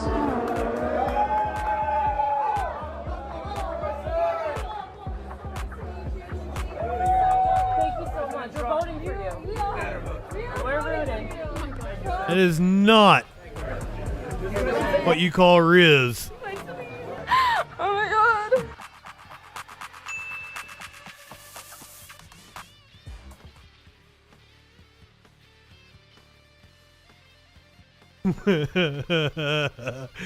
Fair enough, Flash. I mean, I should have known it, I guess. Benny is one of the biggest hacks in the world. I don't like, this was back before anybody was really watching the stream, but we played this clip of Benny. He was in like an Uber, and the Uber driver was a Christian. He was like proselytizing to him in the car. So like Benny decides it's a great time to like get out and make a video for social media, and he's like telling this dude to like tell him what you told me in the car, tell me what you told me in the car. And there's like a worker at the airport like, hey man, get a move, get out of here, you're blocking traffic. It's one of the funniest videos.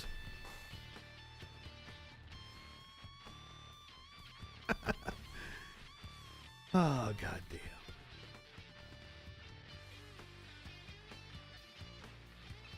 Let's do some crime stories.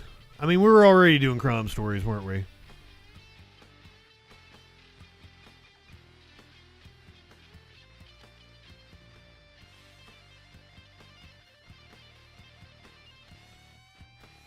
Oh man, I should have picked the Stormy Daniels story that had the fucking content warning at the beginning of it. That's the one we wanted.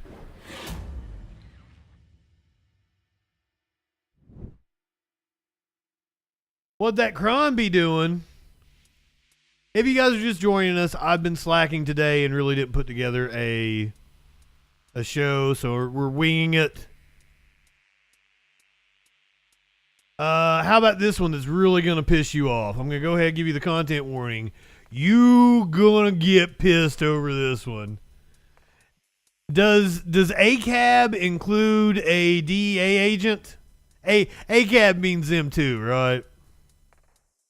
At 5, a DEA agent accused of killing a cyclist in Salem while on duty had his case presented before a federal appeals court today in Seattle. Yeah, at the center. At least 10% of the time?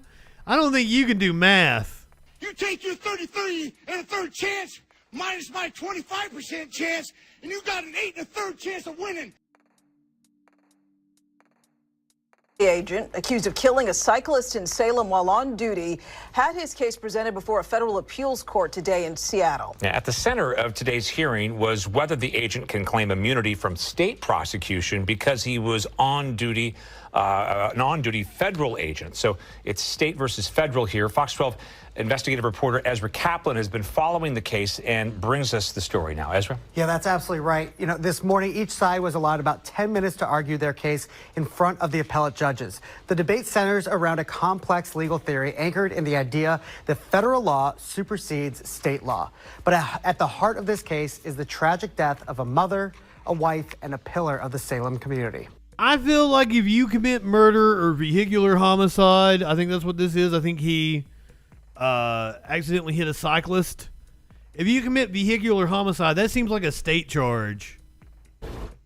On March 28th, 2023, Margane Allen was riding her bike home from work in Southeast Salem. Video from that day shows a black pickup truck running a stop sign moments before striking and killing the cyclist. Ran a fucking stop sign. Was DEA Special Agent Samuel Landis, who, according to court documents, was conducting surveillance of a suspected fentanyl dealer. Landis had fallen behind the rest of the surveillance team and was trying to catch up when he allegedly struck Allen on her bicycle. Wow. The grand jury was that there was no urgency and that there was no hot pursuit. After months of delay, Landis was charged with criminally negligent homicide on September 6th in Marion County Circuit Court.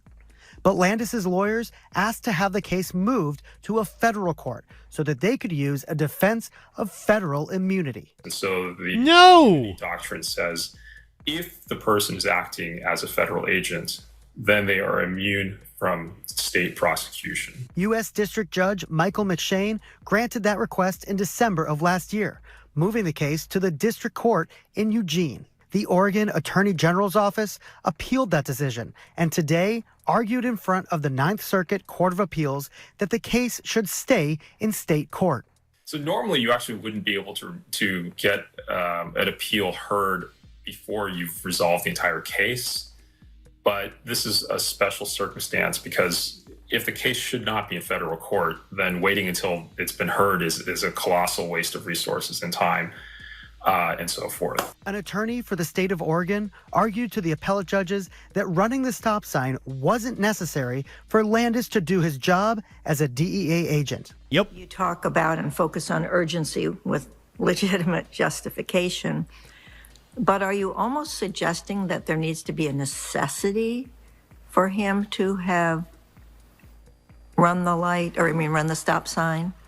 Yes, definitely. When a federal officer violates state traffic law, their conduct will only be necessary in that circumstance when there is some urgency or emergency that requires them to do so. Landis's lawyers countered that running the stop sign was perceived as necessary at the time, regardless of how it seems now. Everybody can say right now that wasn't the right decision. We know that because we know what happened. But what did he know at the time? Was it reasonable, given everything that he knew about the surveillance, about the need to stay in touch with the team, about the dangerousness of this fentanyl dealer? All of that given, was it reasonable? It was a mistake of judgment. We know that. It was a tragedy that happened. But he made that reasonable decision in the context of law enforcement surveillance. While immunity is at the center of the case, appellate judges are... He knew it was a stop sign. ...the question of whether the case should be removed from the state court into the federal court. Really, it's about the removal issue. What should this case be in federal court? And I think the answer is going to be yes or no. And if the answer is no, then it gets kicked back to state court. If the answer is yes, it goes back to the federal district court. And then next, you would have to decide, okay, does the immunity defense apply? He's being charged with negligent homicide. If the case remains in federal court, it doesn't mean that the immunity defense automatically works for Landis. His team will still will still have to show that running the stop sign was part of his work as a DEA agent. Either way, the victim's family will still be able to bring a civil lawsuit against Landis's employer, which in this case would be the United States of America. For now, the case is on pause while both sides wait for a decision from the Court of Appeals. Reporting in studio, Ezra Kaplan, Fox 12 Oregon. I think a manslaughter charge comes into effect like if you're fighting with somebody and accidentally kill them, that's manslaughter. Like if you punch somebody and they fall back and they hit their head and die, you weren't intending to like murder them, but that's manslaughter. Negligent homicide would be like if you were just negligent in doing your duty, like this cop was.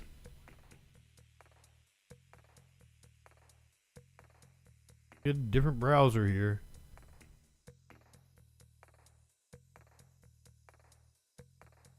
We're going to go to LA where a Lamborghini thief has apparently died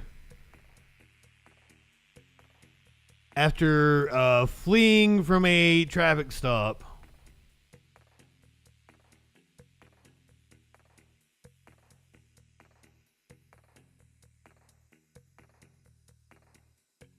Had to sit through a Fox Nation commercial first. We're going to go back and forth. I have a bunch of units responding. This is a regular traffic stop, right? This was a regular traffic stop, and then it turned into something else. What is it? This vehicle is stolen. I need you to come out of the car. This vehicle that you're driving is stolen. I rented this vehicle. Oh, Okay. you can tell he's nervous. I rented this vehicle. Okay, well, we need to double check and verify things, but I need you out of the vehicle in the meantime. It is stolen. Hey, stop!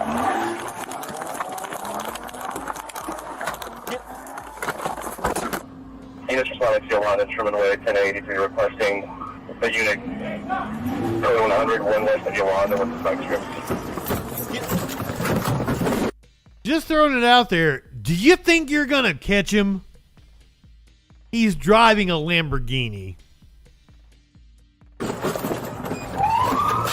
I guess they did catch him. Where's he going?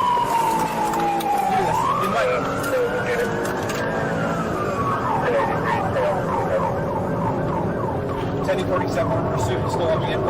It's going Venus crash, UTC. Vehicle STC on Sherman Way. Clearly, it takes a lot of skill because you see what happened to him. Frequency is standby, 1047 is in pursuit, 5277. He's got the inside the map. God damn!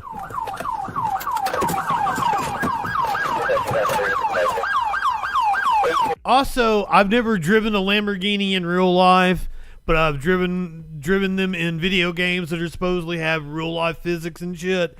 And they are very hard to control. Very slick.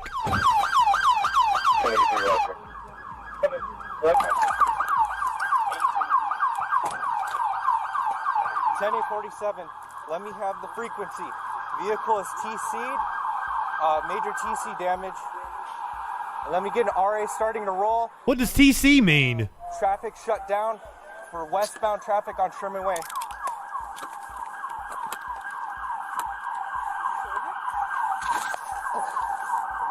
I can't tell, dude. He did.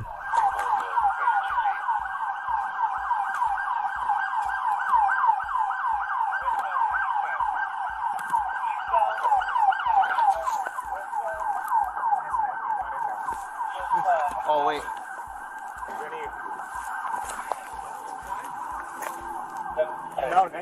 No, I can't tell, but this is the other half of the car.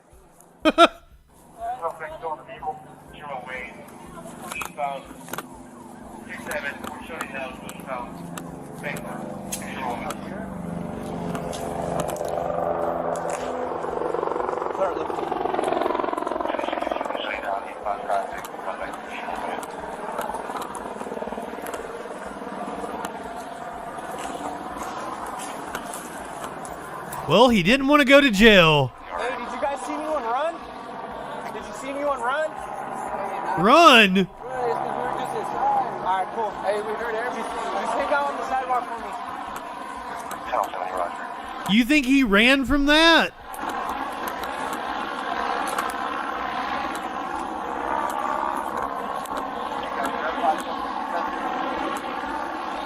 I don't know.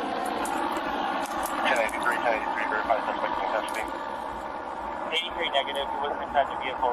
Hey, I need you folks. Stay over there. Stay over there. Did he say I need you fucks to stay over there? No.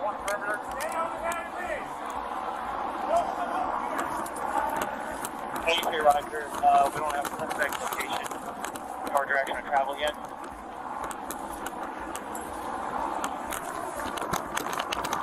Roger, we'll take it, hey, did they find him? And,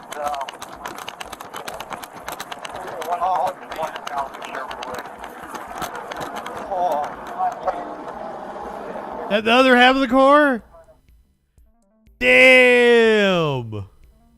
Hold on, let's get the news story that breaks this all down for us. I was hoping like maybe there's some other like if they had I would love to see the camera of the crash. If there was like a street camera or something, but I don't think there is.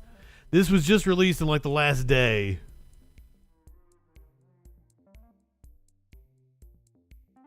We're going to KTLA. Oh, that's just the same footage we watched. Aw.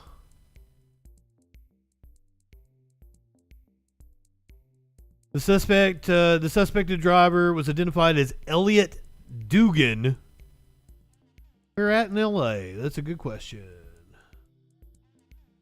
I'm not seeing.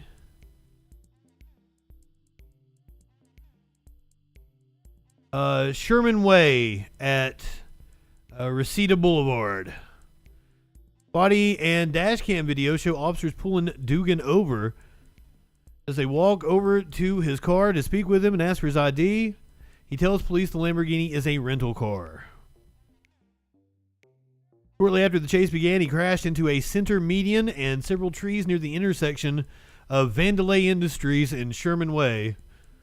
Arriving officers found a large amount of auto debris scattered across the roadway. The severe impact of the collision split the Lamborghini into two large pieces. Officers were seen extinguishing several medium-sized pieces that were still smoking. Dugan's body had been launched several hundred feet away from the crash. After officers searched the area for several minutes, his body was eventually found on the sidewalk in front of a nearby apartment building. Oh, was that the body? No, it was stolen. He told him it was a rental. I thought it was the other part of the car. It was the body.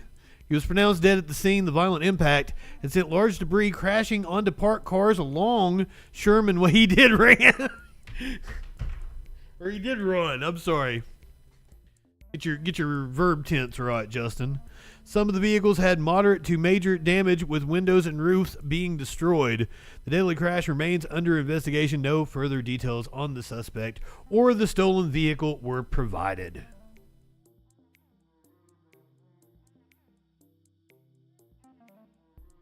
As long as we're doing auto deaths, let's go from a high-end Lamborghini to a really piece of shit car. Tesla's autopilot drove a car into a tree, killing a Colorado man in a fiery crash, according to a lawsuit.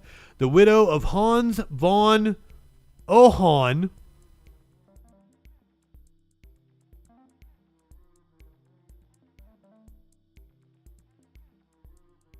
Oh, sorry, hold on. I gotta switch back browsers.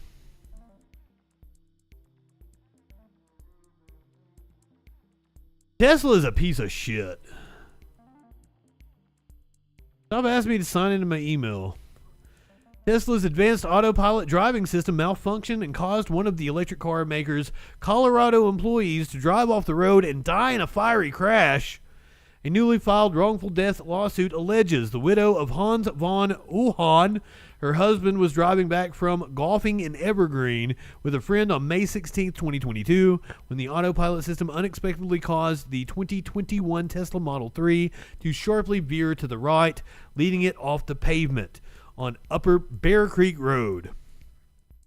The 33-year-old von Ohon, who was intoxicated, fought to regain control of the vehicle, but to his surprise and horror, the car drove off the road and into a tree, where it burst into flames, according to the 6-page complaint filed May 3rd. So he was using the autopilot because he had been out drinking. I don't know how I feel about that. Technically, I would say he doesn't have a case, because I would say it's almost certainly in the paperwork that if you are under the influence, freedom of speech, of speech, freedom of speech. Do I smoke weed? Smoke weed every day. Rip Nate Dogg. I hate that I had to, my buddy, he was like, hey, whatever happened to that dude with the awesome voice? He used to be on all the Eminem songs. And I hated to have to tell him that Nate Dogg is dead. God damn. If you're on Twitch, we're going to have to take a commercial break. I do the 3 minutes of break. We get them out of the way. But before we do that, since we're talking about Teslas,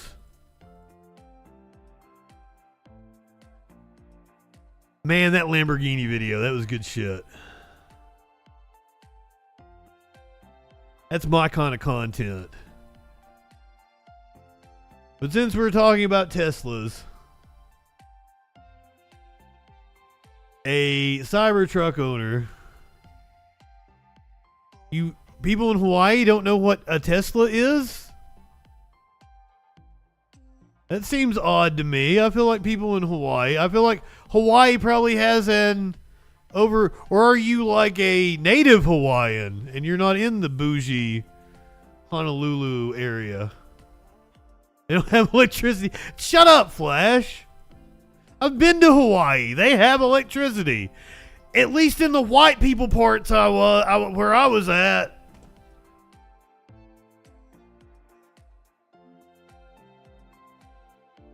If you really don't know, I'm sorry for making fun of you, my friend. If you really don't know what a Tesla is, it's an electric car manufactured by the company Tesla. Fair. I did not forget about Maui burning, because boy did we ever watch a lot of footage. Fair enough. You have a lot of rebuilding to do, and my heart goes out to you. What that was about this time last year, wasn't it? That was horrific. Here is a Tesla owner showing off one of the safety features of a Tesla. Everybody's been waiting for this, the finger. Without further ado, why'd it blur it? After these messages. With just a software update, the Tesla Cybertruck Frunk is way safer. We witnessed it destroy a ton of vegetables, and then post-update did nothing. But it did cut off the tip of a carrot. So people are concerned, if you put the tip of your finger in a Cybertruck Frunk, is this gonna come off as well? Well, we're gonna try it. Let's try something a little bit bigger first, like my arm. Very easy. It put a little bit of pressure, nothing too bad. How about my hand? That's getting a little bit scarier. It put some pressure. There's a line on it. Nothing too bad. I wouldn't trust Elon. The finger. Without further ado.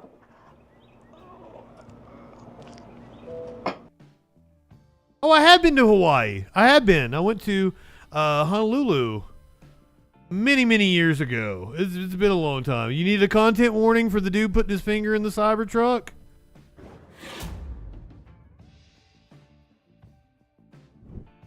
I didn't know. I'd only seen the finger too. I didn't know he tried all his body parts.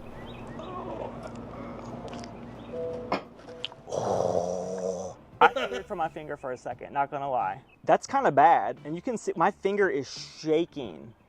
It kind of locked down on it, and yeah, buddy. Freaked out because I didn't know how to open it up. I was kind of trapped. Well, I didn't hear the crunch. Let's go back and do it again. It put a little bit of pressure, nothing too bad. How about my hand? That's getting a little bit scarier. It put some pressure. There's a line on it. Nothing too bad. Everybody's been waiting for this, the finger. Without further ado.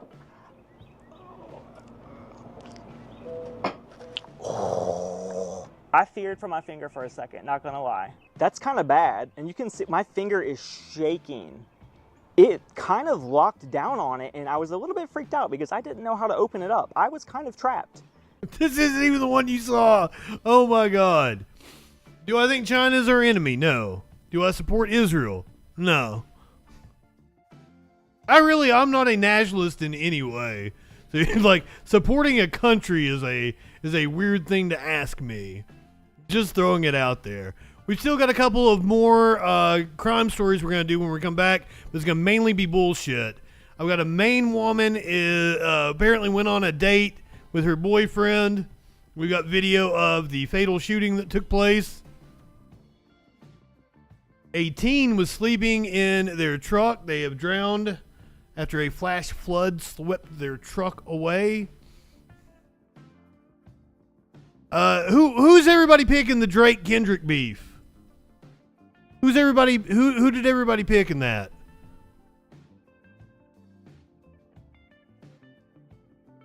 I need to know.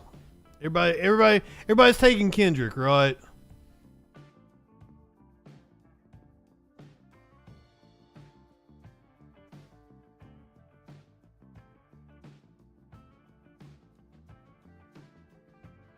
This was 2016.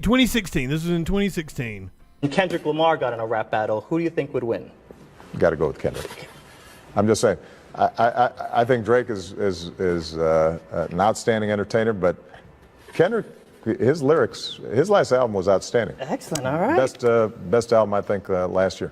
But if that's what apparently Damn is Kendrick's 2017 album Damn has more streams than all of Drake's albums combined in the last week.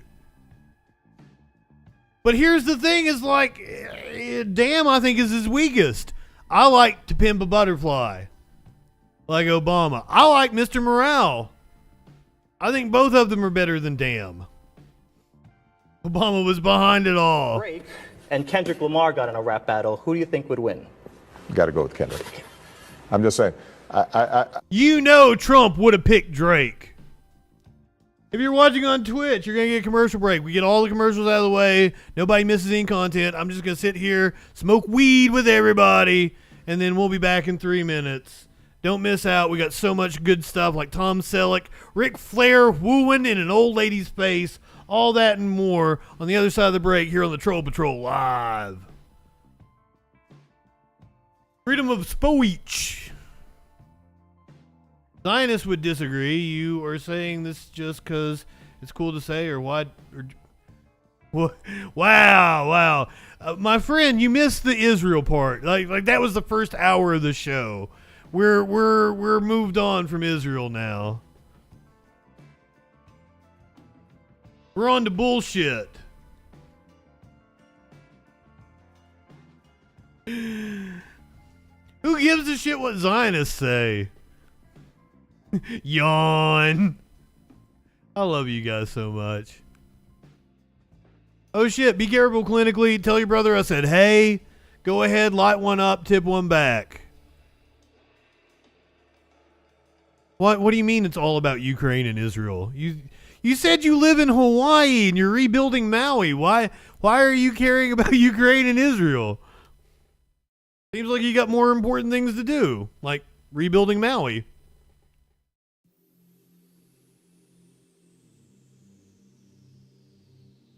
So I don't why are you all up on Ukraine and Israel? Not that there's anything like if you're passionate about a subject, I don't want to like malign you for that.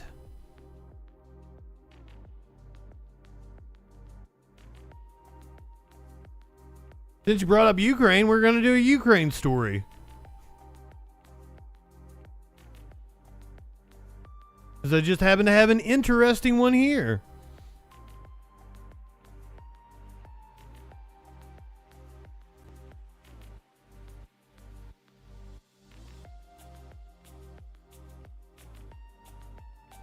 I didn't say I was ordering your priorities. You were the one that said you said you were focused on rebuilding Maui. That's why you didn't know what a Tesla was.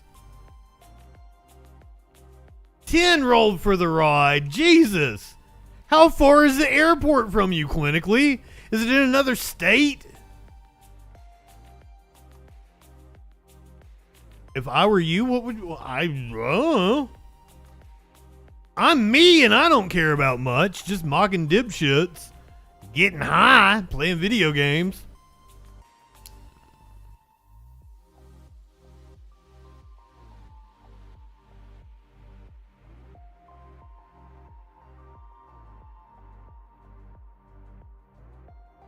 So I'm not going to malign you for the topics you take an interest in.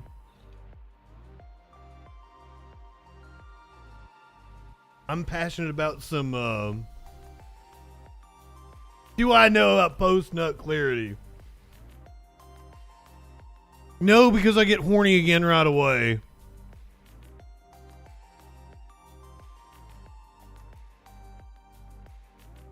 Post-nut. I never regret anything I do. Okay, maybe one time. Maybe one time I was really hard up and I really regret that. But she's a nice girl, too. I shouldn't malign her. Oh, thank you. My buddy Battle Opossum got it for me. Well, I don't know if he got it for me. I don't know how he came into possession of it. He's like a wheeler and dealer of nerd and geek shit. Like, he goes down to the flea markets and sells his wares. He's always on the eBays and shit. So I don't know how he fucking came into possession of this, but he gave it to me. Flash is right. Be anti-empire and you will pretty much be on the right side of history every fucking time. Sounds like sexual anarchy. Where's it at? Hold on. You live in sexual anarchy? I don't like that it's under the border. Hold on. Fucking fuck. There. Okay, there we go. There we go. I can't wait to have your cock in my mouth. I'm going to give you the blowjob of your life. Then I want you inside of me. What do you mean? I just do a news show, my friend. I try to cover all the time. Like, we spent an hour on Israel and Palestine earlier just because I had a lot of good clips to watch. But usually I'm just doing like headline news of the day. We spend, what, 5-10 minutes on a story? Sometimes 15 or 20. We're totally into sexual anarchy.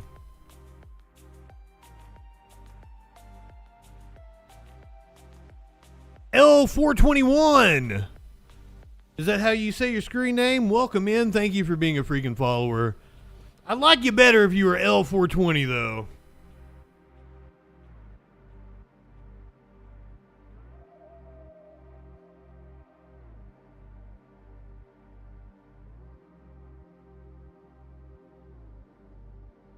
Let's do it next. Okay. Sure enough, Warlord, you got it. Well, yeah, I guess it's a cutting off dick story. I don't know. Once again, I only know the fucking headline. So I don't exactly... Eunuch maker, mutilator, jailed for life. That sounds like it could be some sort of device they manufacture. Oh shit, your birthday was one day off. Ah, fuck. It's all good. We still love you. Another Cybertruck story. Actually, do I have that meme? Do I have that meme? Yes, I do.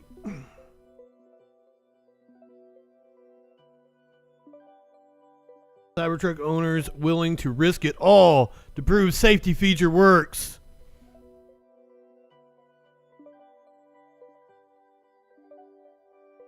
They call it the eunuch maker.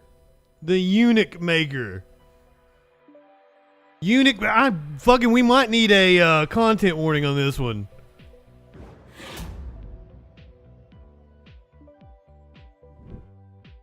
The eunuch maker mutilator jailed for 22 years. Still don't know if this is like a device that's manufactured or if this is the name for a serial killer. Let's find out. Is this the eunuch maker? A self-styled eunuch maker who mutilated paying customers.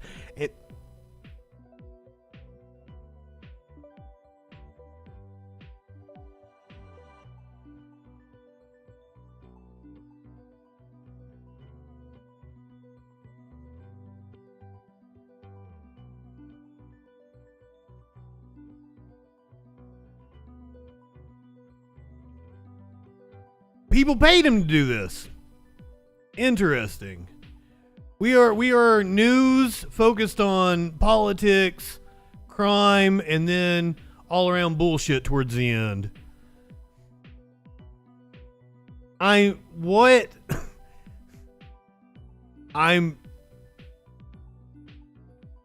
a self-styled eunuch maker whom he gave himself that name, who mutilated paying customers and streamed it online, has been jailed for life with a minimum of 22 years.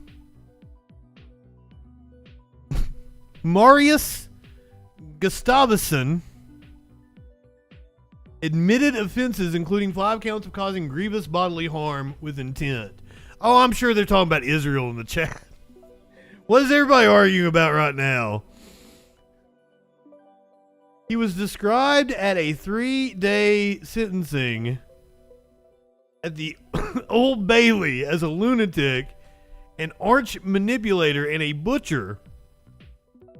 He's a Norwegian man who was 46-year-old and ran a lucrative business in extreme body modification. And the BBC is hitting us with a content warning Mid-fucking story. Judge Mark Lookcraft, KC, said Gustafson had been the mastermind of the gruesome and grisly, large-scale, and extremely dangerous enterprise. On one occasion, Gustafson cooked what appeared to be human testicles, which were then plated to be eaten, and kept other body parts as trophies. Judge Lookcraft told the court he was entirely satisfied that the motivation was a mix of sexual gratification as well as financial reward. Some of what happened was little short of human butchery. The court heard how the defendant's Eunuch Maker pay-per-view website advertised services including castration, penis removal, and the freezing of limbs. Ida, good evening. The Old Bailey was also told how Gustafson got others to perform procedures on him, including having a nipple and his penis removed and a leg frozen. What? The website showed the defendant and his medically unqualified accomplices, 6 of whom were sentenced alongside him, performing a series of operations in London flats and hotel rooms on apparently willing volunteers. Some were as young as 16. Sometimes it all went badly wrong. The court heard several recordings of 999 calls in which Gustafson calmly lied to the operator about how his victims had in fact injured themselves. In January, 3 men were sentenced after admitting to causing bodily harm to Gustafson. In his defense, you guys are having drama in the chat and I'm like fucking flabbergasted. It's okay, go for it. I don't care. Argue away. I'm over here like, what the fuck is with this story?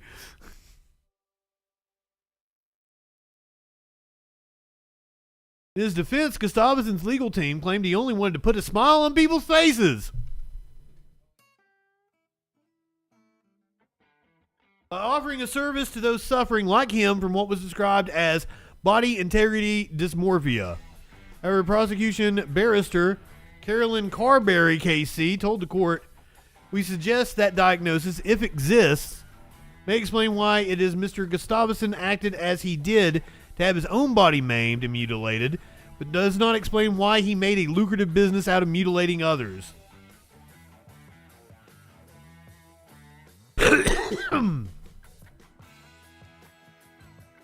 I muted the wrong thing. I muted the browser audio and then coughed into my microphone. Sorry about that. I think the bronchitis is coming back on me. I think my allergies, bronchitis is coming back. I need to start taking medicine again. Gustafson earned almost 300,000. Is that pounds or euros? Always going to be. Euros is the little C with the shit through it. That's pounds. 300K pounds from his website, having amassed 22,000 visitors from across the globe who paid to view the gruesome footage. Subscribers who paid the yearly £100 subscription would be entitled to VIP status, while victims were promised money from the video revenue.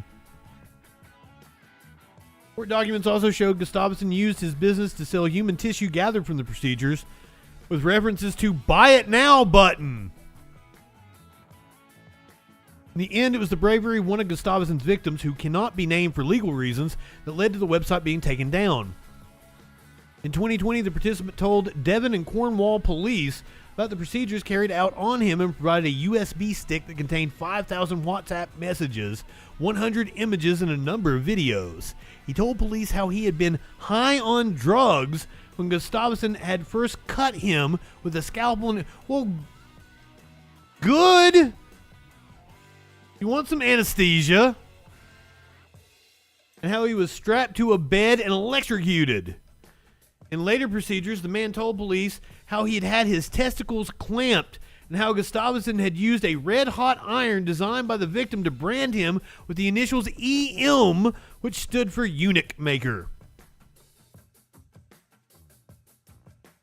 In a victim impact statement read to the court, the man described how he had been mesmerized by Gustafsson, but now recognized he had needed to see a psychiatrist, not a backstreet surgeon. I realized I had trusted the wrong person, and Gustafsson is in fact a lunatic.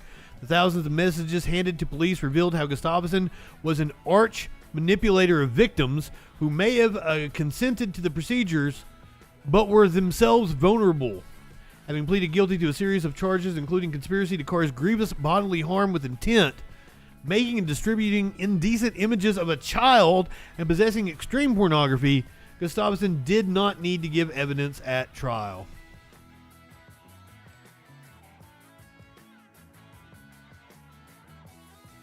This is a dude that was given a suspended sentence after admitting to mutilating Gustafsson.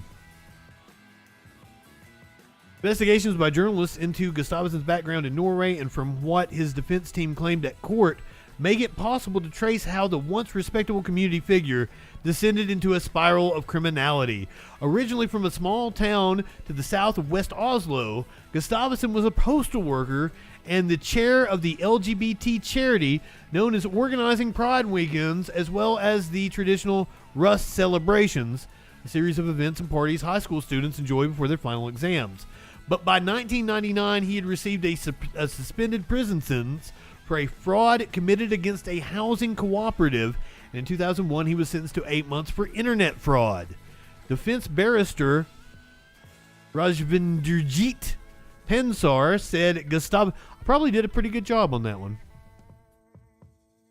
Marriage in 2005 kept him stable, but it broke down in 2016, which was when he began to modify himself. Gustafsson moved to the UK in 2012, was living in London in 2017, when he had his penis removed by one of his co-defendants. 2 years later, he arranged to have part of his leg frozen and a nipple removed.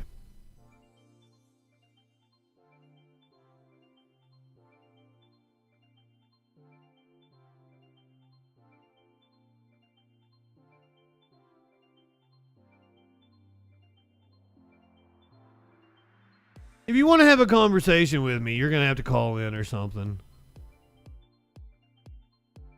I think I was checking. I just got back on Twitch. They had me in Twitch jail for a year. The rules say if you're talking about something off topic, you have to call in. Or get on Discord. That's what the rules say. You agreed to it when you came into the chat. Everybody likes calls.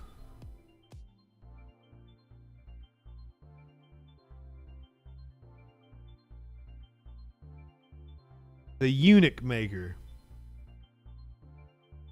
That's like the one rule we have, like no slurs. If you're going to talk about something that's off topic, you have to call in.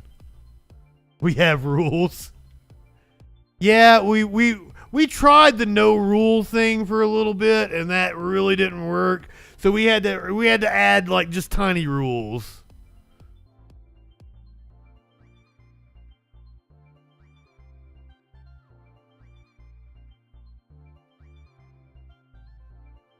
Do I have the video for this here? Fuck rules, hell Satan.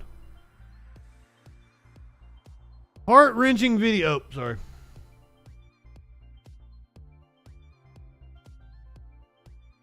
Jesus, New York Post. Heart-wrenching video captures gunshots and screams of a woman allegedly shooting her boyfriend in the forehead.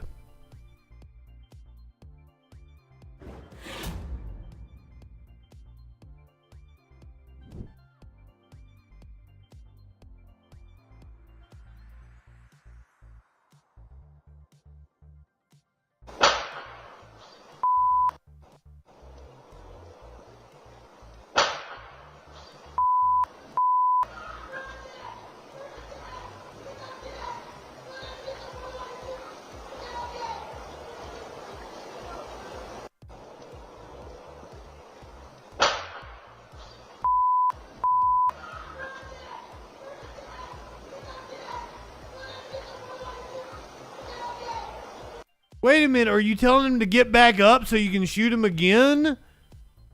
Or did you regret it instantly after you shot him in the head? A 22-year-old Maine woman has been charged with manslaughter in connection with a fatal shooting on April 2nd, and a newly unearthed surveillance video captures chilling audio of the incident. Olivia Babin allegedly shot and killed her boyfriend, 24-year-old Daniel Ford Coates, in Bangor, Maine, by holding a gun to his forehead and saying, "Oh, don't think I will?" How was she only charged with manslaughter? That seems like straight up murder. If you ask, "Oh, don't think I will," before pulling the trigger, that's murder. That shows intent. We went over this earlier with what is negligent homicide, what is manslaughter. That's fucking murder. Might be second degree murder because it wasn't premeditated, but that shows intent. The shooting was witnessed by at least 2 other people, authorities claim. Oh shit, she kind of looks like Taylor Schabusiness.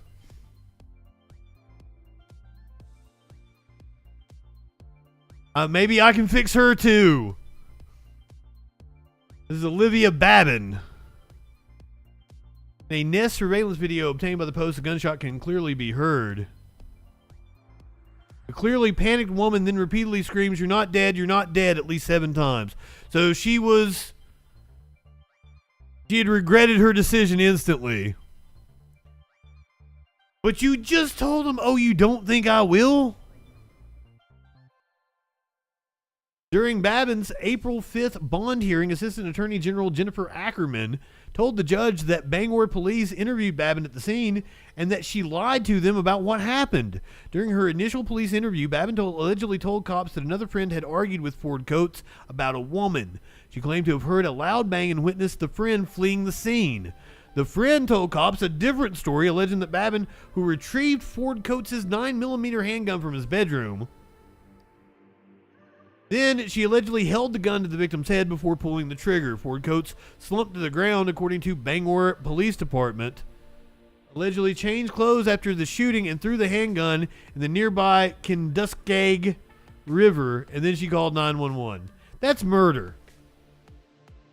She's only 20 years old. Apparently only has a 100-gram bond. Interesting.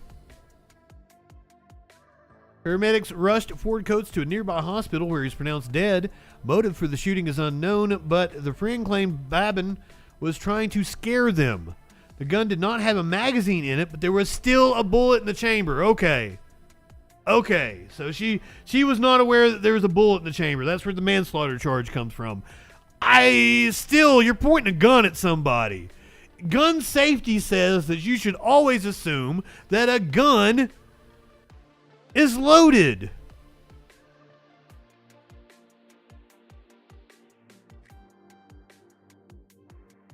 Penis wiggler? What?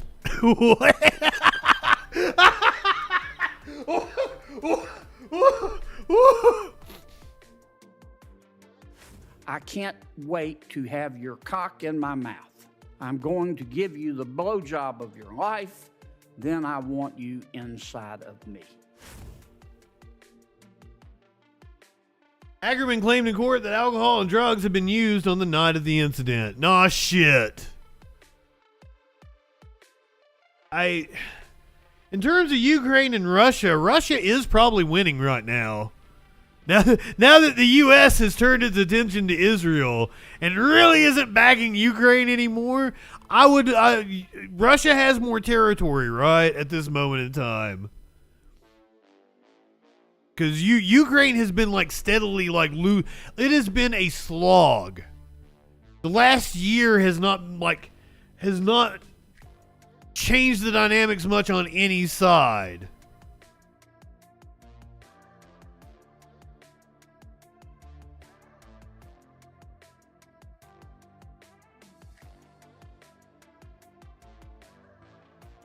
So I don't know exactly how to assess right now.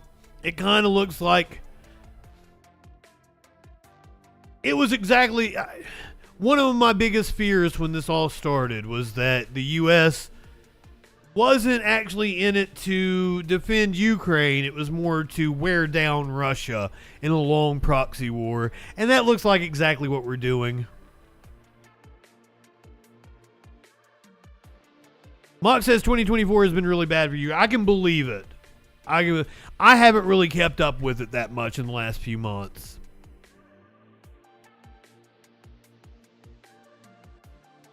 I think that's it. We wanted to grind down Russia.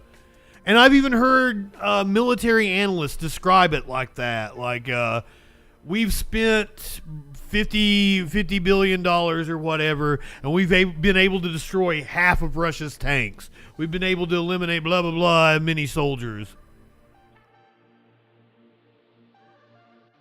Freedom of speech. I will tell you that Flash knows his shit.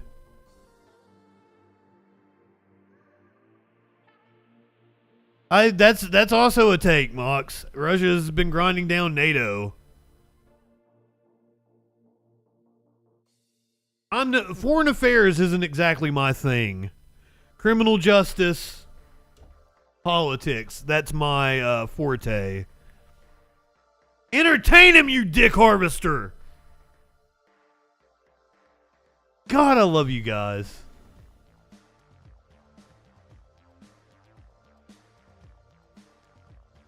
Fuck that, let's not do it.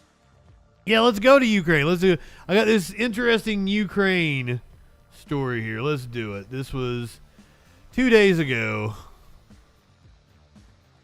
Let me get a longer piece on this. So, several Ukrainian officers have been arrested over an apparent assassination plot against Ukrainian President Volodymyr Zelensky. He really has just like faded in the background. We aren't parading him in front of Congress anymore. Giving him a hero's welcome and shit. The State Security Service says it has foiled a plot to assassinate the president, along with other top political and military figures. It claims to have exposed a network of Russian agents who were preparing to kill Volodymyr Zelensky as a gift to Vladimir Putin ahead of his inauguration in Moscow. 2 colonels in Ukraine's State Guard, which protects top officials, have been detained. They're suspected of enacting the plan drawn up by Russia's Federal Security Service, or FSB. In addition to Volodymyr Zelensky, the enemy planned to eliminate the head of the security service, the head of defense intelligence, and other high-ranking officials. The recruited agents— You're the head of the security service. —movement of the guarded target and transmit information to the enemy. Based on the coordinates of the house where the official was supposed to be, it was planned to launch a missile strike. Then they were going to attack the people who remained at the site with a drone. And after that, the Russians planned to strike with another missile in order to destroy traces of drone use. There have been several Ukrainian claims of Russian attempts to take out I love it when people say missile the way you'd say penile. Volodymyr Zelensky. In 2022, the president said there have been at least 10 plots to assassinate him, but their authenticity cannot be independently verified. The Kremlin hasn't commented on the latest allegations, and Kyiv hasn't provided details on when the 2 accused agents were arrested. Putin. Flash, I've got to correct you. It's the UK way, isn't it? Not ain't it, isn't it? INNIT, isn't it? At the Kremlin, Vladimir Putin walked a familiar path to take the oath, marking the start as his 5th term as president. As President of the Russian Federation, I swear to respect and protect the rights and freedoms of people and citizens, to respect and protect the Constitution of the Russian Federation, to protect independence, safety, and integrity of the state, and to loyally serve the people. Motherfucker probably had the KGB beat some motherfuckers just as a present for his inauguration. Go beat some protesters outside of a mall in Moscow. 71-year-old has been in power as president or prime minister since. God damn that gaudy shit. Australia joined a number of other Western nations in boycotting the inauguration over the war in Ukraine. In his speech, Mr. Putin thanked those involved in his special military operation, as he calls it, in Ukraine, and took aim at the West. We have been and will be open to strengthening good relations with all countries who see Russia as a reliable and honest partner. And this really is the global majority. We do not reject dialogue with Western states. The choice is theirs. Do they intend to further try to prevent the development of Russia? To continue the policy of aggression, the unending pressure on our country for years? Or look for a way towards cooperation and peace? It was a landslide victory for Vladimir Putin in the march. I bet it was! The West condemned as neither free nor fair. The result will keep him in power until 2030 and allows Mr. Putin to overtake Joseph Stalin as Russia's longest-serving leader in more than 200 years. Is he going to make it to 2030? What, he's 70 what? He's 71? Yulia Navalnaya, the widow of the opposition leader Alexei Navalny, who was Mr. Putin's fiercest critic, has urged Russians to continue fighting the regime. Against the backdrop of the war, business left Russia, and highly qualified specialists left. Putin doomed our country to isolation. Russia left the Council of Europe, Russian courts left the international legal system, and Russian universities left the international education system. Because of Putin, Russian athletes are not welcome at international competitions. I think he was further right than our Democrats. I mean, yeah, I respect any opposition, but like, I think the dude was like, he was his own brand of right-wing nut job. But I don't know. I also don't know that much about him. But yeah, just any opposition to, you know, we like kicking authority in the balls around here. He's kicking authority in the balls.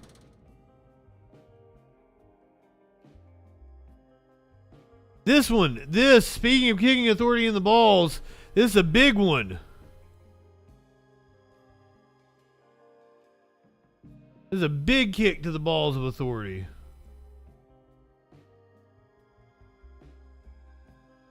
For years, police have used the smell of marijuana as probable cause to search someone's car during traffic stops. It was a tactic that has helped police find drugs and seize illegal guns, but it also led to some questionable searches.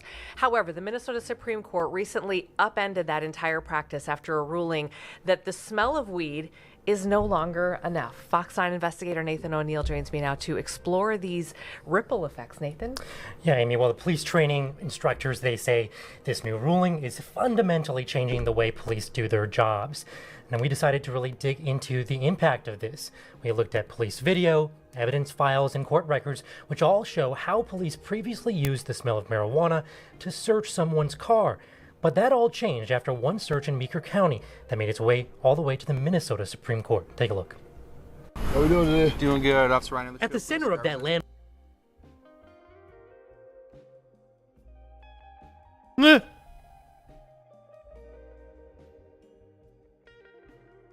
I don't know what's happened. Good point.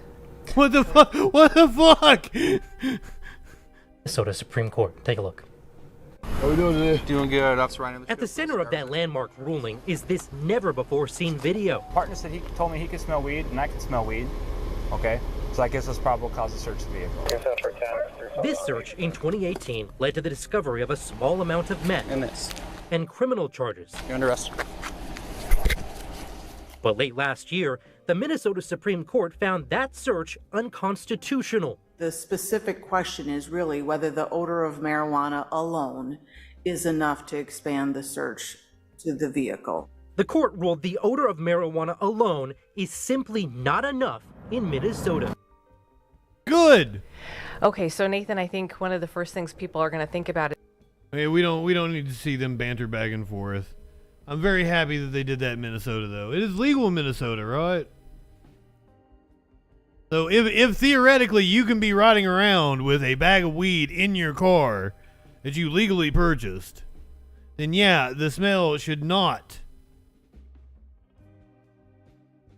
be cause to search your vehicle.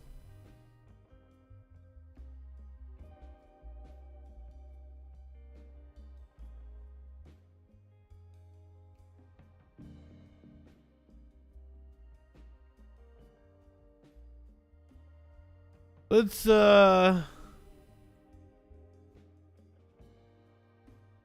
check out this new cartoon. I'm going to show you guys a trailer for a cartoon that's coming out. You guys tell me if you think it looks interesting. Apparently, no network would touch this animated sitcom. It was too edgy for regular TV. Yes! Headshot! Dad, my teammates can see your junk. You're welcome, ladies. First day of school means the bet is on. First one of us to get inside. You suck, Mr. Butt Chump! Ah, Dill got it. Rule number 1, no phones in the wood shop. Fish it out after class. I found some really great school uniform options to avoid misgendering. Ooh, what about their allergies? Maybe those theys could be lactose intolerant. Mox, it is amazing you said that, because there's a voice that's going to knock you down here in a second. This is Mr. Bertram, the newest cartoon from the Daily Wire. This is, what's his name? Adam Carolla. This is Adam Carolla's show. Apparently he's been sitting on this for like 15 years. No, we can't say intolerance. We have a zero tolerance policy for mentioning intolerance. When I was a kid, men were men. Now everyone's wrapped up in feelings. Real men stuff feelings down with red meat, cigarettes, and violence. My name is Mr. Wolf. I solve problems. You know what it takes? Balls. Eyeballs. Who's gonna say that? We're too young. Well, actually, He's kicking authority in the balls.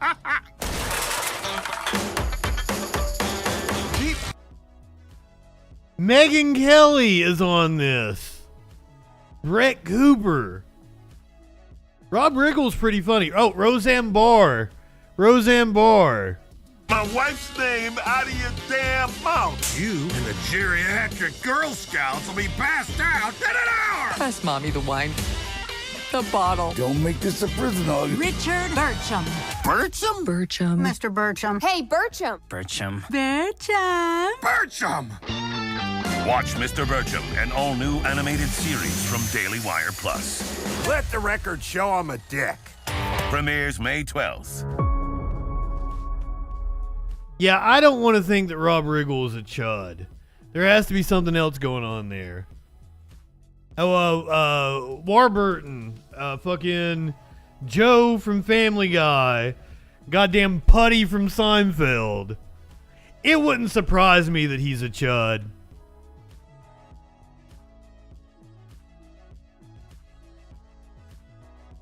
Yeah, people like being paid, and the Daily Wire got a lot of that money, so Rob Riggle may just like actually be friends with Carolla, and you know, it's just a gig, possibly. I don't, because wasn't he like he was a Daily Show correspondent at one point in time, wasn't he? So it kind of wouldn't make sense. Or am I thinking about somebody else? Or was Rob Riggle married to Samantha Bee?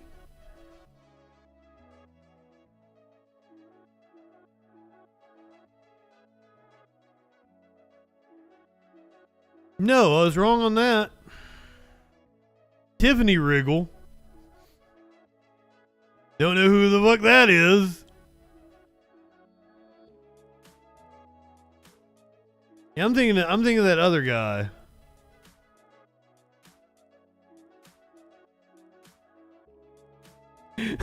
By your intense analytic logic, I bet you trace Hamas to Iran, right? No, my friend. Let me show you where you can trace Hamas to.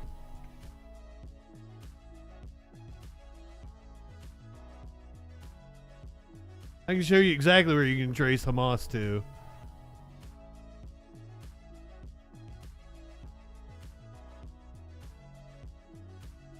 You can trace Hamas right to Israel. For years, Netanyahu propped up Hamas. Now it's blown up in our faces. Not only propped them up, the Times of Israel being real charitable here. The Netanyahu government funded Hamas.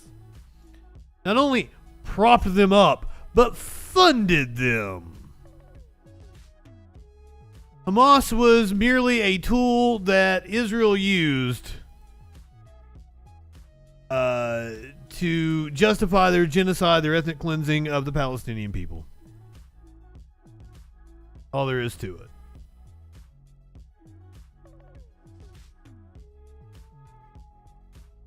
All right, now the story everybody's been waiting for, I do believe.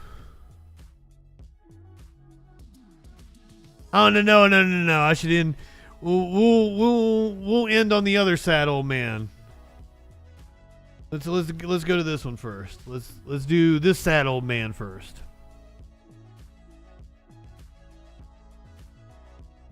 You may have seen that actor Tom Selleck, who I do believe is a chud, if I'm not mistaken. Tom Selleck may not actually lose his beloved California ranch after Blue Bloods ends. Television star is worth a whopping $45 million and was paid $200,000 per episode.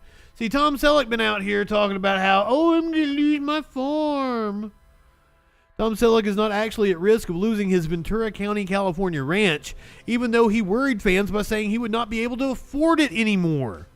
In reality, the actor, 79-year-old, is not strapped for cash and is reportedly worth a whopping $45 million, considering his distinguished decade-spanning acting career. As the highest-paid star on Blue Bloods, Selleck is reportedly paid a handsome sum of $200K per each episode. This comes after he made a shocking revelation on CBS Sunday Morning that he may have to give up his 63-acre property.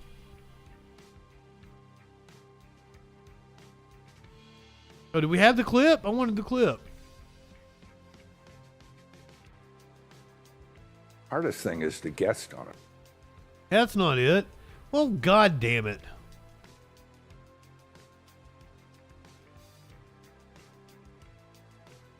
Fuck it. I don't like Tom Selleck anyway. You know, hopefully I keep working enough to hold on to the place, Selleck said. To which CBS correspondent Tracy Smith responded, seriously? That's an issue? If you stopped working? Selleck said, that's always an issue. If I stopped working, yeah. Am I set for life? Yeah. But maybe not on a 63-acre ranch. Selleck was asked if Blue Bloods, which has been on since 2010, was drawing to a conclusion following reports the show, which is also syndicated, would end this fall after its 14th season. Sources told TMZ on Tuesday that even though he told the CBS interviewer he was serious, it's just not the case. His comments about possibly losing his ranch were more meant to reflect his desire to continue working, were not intended to literally describe the actual state of his finances. The insiders assured the site that the star was not at risk of losing his ranch, a one-time avocado farm, which he purchased in 1988 following his stint on Magnum PI. If he purchased, I mean, it's Ventura County, though. I was getting ready to say, if he purchased it in 1998, or 1988, the property value's probably gone sky high. Probably still has. But Ventura County probably wasn't cheap in 1988. TMZ sources said that when the long-running police procedural drama is set to... I had no clue it was a police show. Why is it called Blue Bloods? Oh! I thought it had something to do with like royalty or some shit. Yep, just got that one.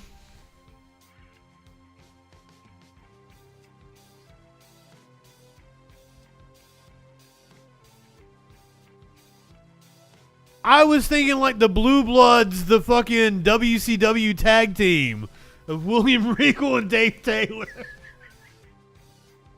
That's what made me think about royalty and shit.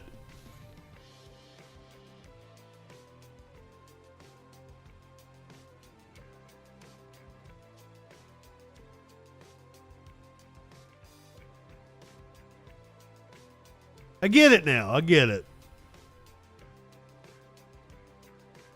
The outlet also reported that the property is worth quite a bit, around $12 million to be exact, and makes a considerable addition to his assets. He has reportedly took out some loans totaling up to $16 million on the ranch decades ago, and not much else is known about how much of it has been paid off. Late last year, it was reported that his time playing Frank Reagan, the police commissioner of New York City on Blue Bloods, would soon be coming to an end. CBS has announced its plan not to renew the series. Does CBS not have enough crime shows?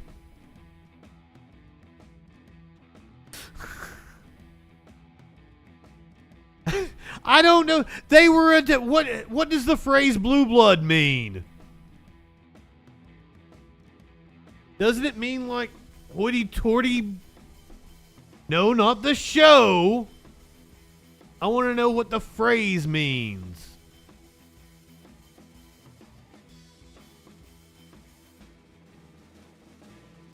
Yes, it means nobility. It means hemolophyth, circulatory fluid colored blue, or it means a noble social class. Yes, Drake, on the money. So forgive me for not thinking cop. Oh, shit. It's apparently also a series of vampire novels.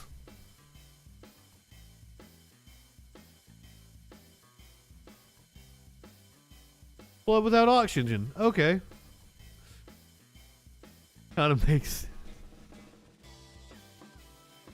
Yeah, I was thinking William Regal, and at one point in time before it was Dave Taylor, it was actually fucking, what did they call him? Goddamn, what did they call him back then? It was after he was terrorizing, but it was before he went to WWE and became Triple H. I forget what his fucking name was.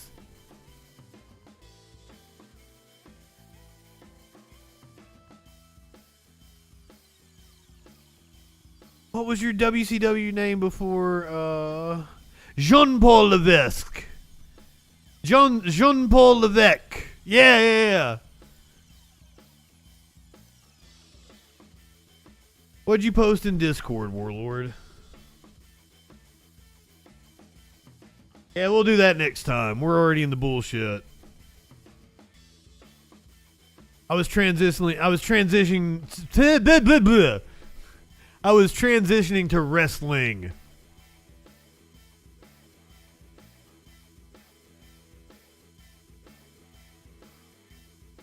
Get me banned tomorrow. God damn it, Warlord. Stop trying to get me banned.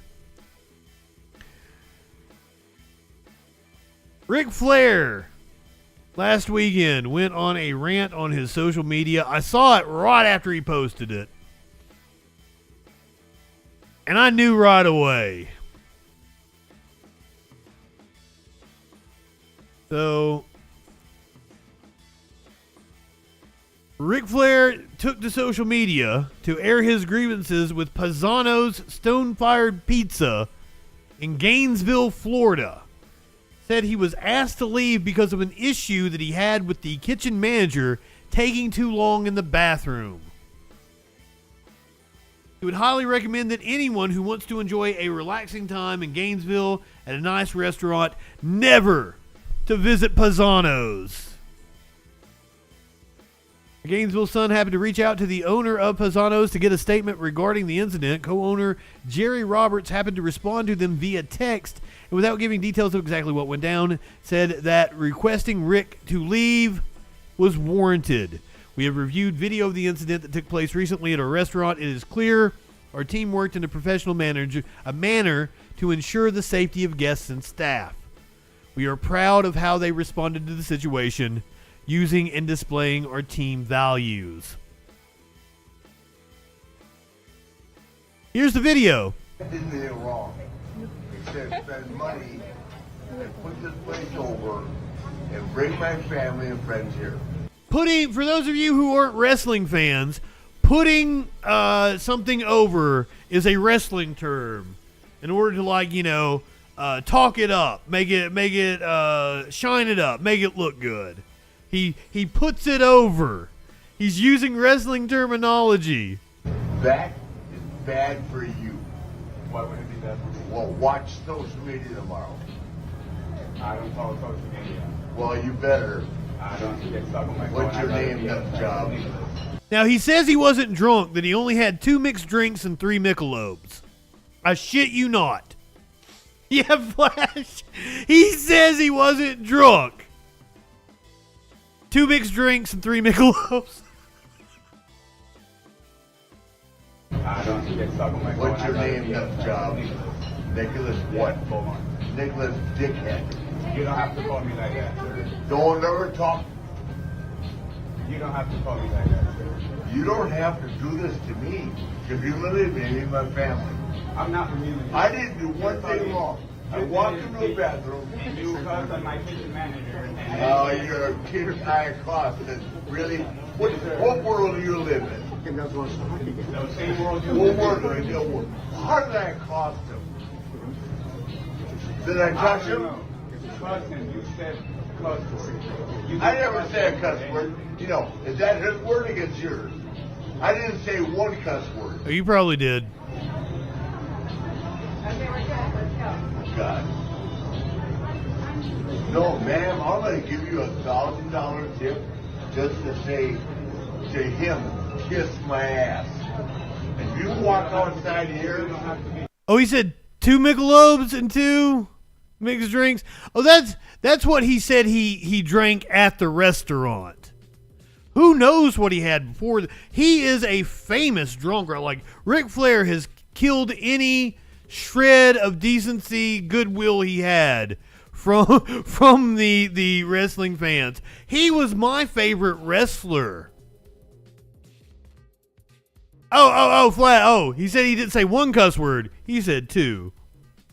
Well, he said dickhead while we've been watching this. He was my favorite wrestler of all time. I loved Ric Flair. I have lost so much respect for him in the last 10, 15 years. Gone way downhill. He is... But you kind of want to be sympathetic because he lived his entire life in this circus known as wrestling.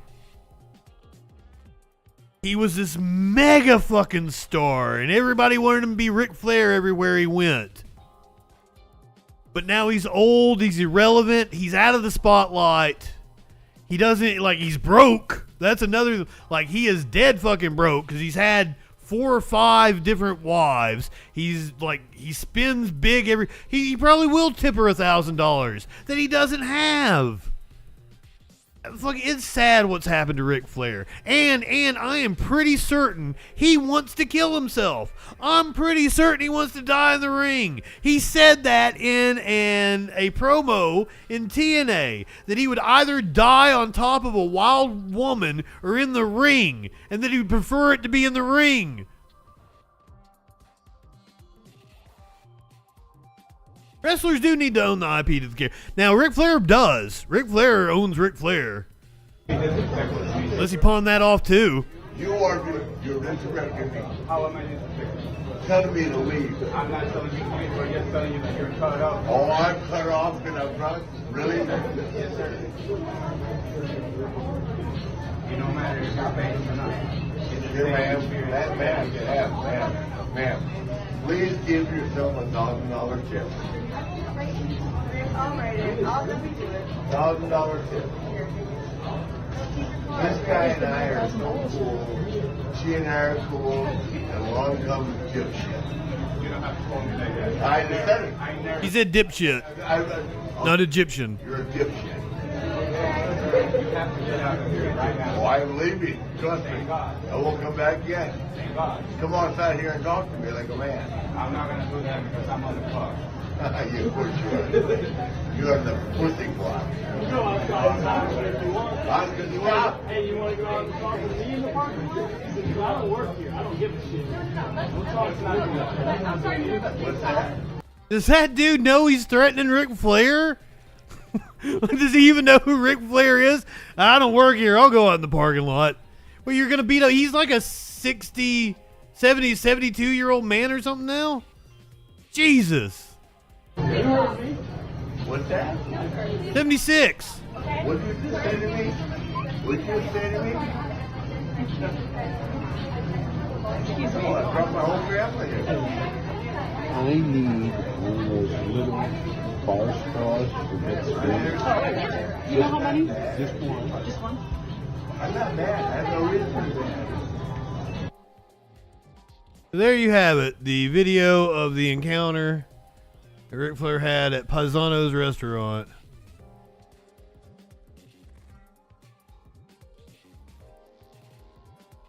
Wow, what a wild story. That's the picture from his last match, which is sad to watch. Probably not going to be his last match. He's probably going to wrestle again.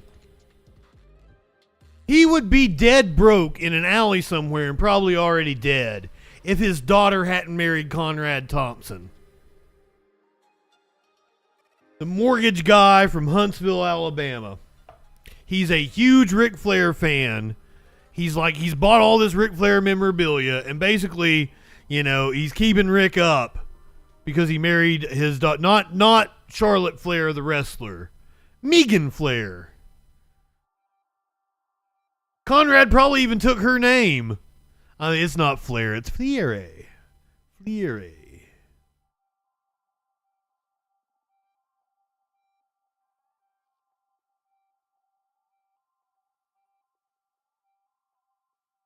It's sad what's happened to him. Here's the thing. Oh, he knew it was his daughter. Oh, that's probably how he fucking met her. When I met Conrad in like 2017, like January, because it was like the Royal Rumble. And he had just started doing the podcast with Bruce Pritchard maybe like 2 years before that. And it was getting big. It was probably its biggest point at the time. If you guys don't know who Conrad Thompson is, he does like every wrestling podcast that's not Jim Cornette is like a Conrad Thompson, and it sucks. It's all fucking ads. It's clickbait. It's like, it is the worst of like shitty media in like the podcast, YouTube, wrestling realm. Whereas Jim Cornette, high quality, top-notch content. I meet with Conrad because I was working with Del Jackson, the like Rush Limbaugh of North Alabama, and he was Conrad's mortgage guy, right? And like they're best friends. Del takes me to meet Conrad because I've been listening to his podcast. I was really excited to meet him and shit. And as I'm sitting there having a conversation with him, he didn't come right out and say it, but I told my best friend when I went back and talked to him, I'm like, man, he made it sound like he's fucking Charlotte Flair. Like he really like insinuated that he's fucking Charlotte Flair. I didn't know at the time because it ended up being Megan, the older Flair daughter. But like it was freaking me like, there's no way you're like, I know you're loaded. You ain't fucking Charlotte, dude. That always tripped me the fuck out, though. Alright, this one should be a heartwarming story. I came out. It started out like a pretty routine morning. Global News edit supervisor Leslie Wells was about to start her morning commute to work last Thursday, but it was a very distinctive odor in her garage that literally stopped her in her tracks. The smell of cat pee immediately. I'm like, oh, wow. Where did that come from? Despite cleaning it up, the smell returned the next morning, and the hunt was on. So then I started pulling some bins out. It's a distinctive smell. Started down here, and I pulled this bin out, and down under in that back corner, I saw his face. That's where a strange cat had been hiding for 3 days. But it's unbelievable how it got in there. You could say it's a long tail, and gives the meaning to the term, a cat has 9 lives. You ran across the street. I ran after him. On Wednesday, Lena and Daniel's pet cat Kobe escaped from his carrier outside the Barlow Trail Animal Hospital. Global News surveillance camera captured him as he hid under this vehicle for protection, chased by magpies. Moments later, the family is seen searching our lot. Every day so Thursday, Friday, Saturday, we went over to look for him. We thought maybe he ended up in the neighborhood. The family didn't know it, but neither did Leslie. It turns out that it was Kobe inside that Auburn Bay garage 30 kilometers away. Leslie had unknowingly driven home with Kobe clinging under the hood of her car. You hear, you read about these things, or you see it in a movie, and you're like, wow, that's fascinating. That never happens. Wells and her wife managed to catch Kobe on Saturday morning and brought him to a vet. I'm just really glad there's good people out there that will care enough to take care of like a stray cat that they find in their garage and do what they need to do to make sure that cat gets back to its family. Oh, absolutely would. They'll say from now on they'll be keeping a close eye on Kobe and will make sure he can't escape again. Craig Momney, Global News. Oh, Kobe's so cute. Saturday we went over to look for him. We thought maybe he ended up in the neighborhood. The family didn't know it, but neither did Leslie. It turns out that it was Kobe inside. If you were watching on Twitch, 30 kilometers away. I'm assuming you guys are all going to the Leftist Mafia anyway, so I figured I'd just go ahead and take you there. And maybe Matt be like, hey, this Justin guy, I like him. Go ahead, light one up, tip one back. It's all right to have a little fun before you hit the sack. I'm JustinFREAKIN. I might see you tomorrow or Saturday, but for sure on Sunday on the Troll Patrol, live.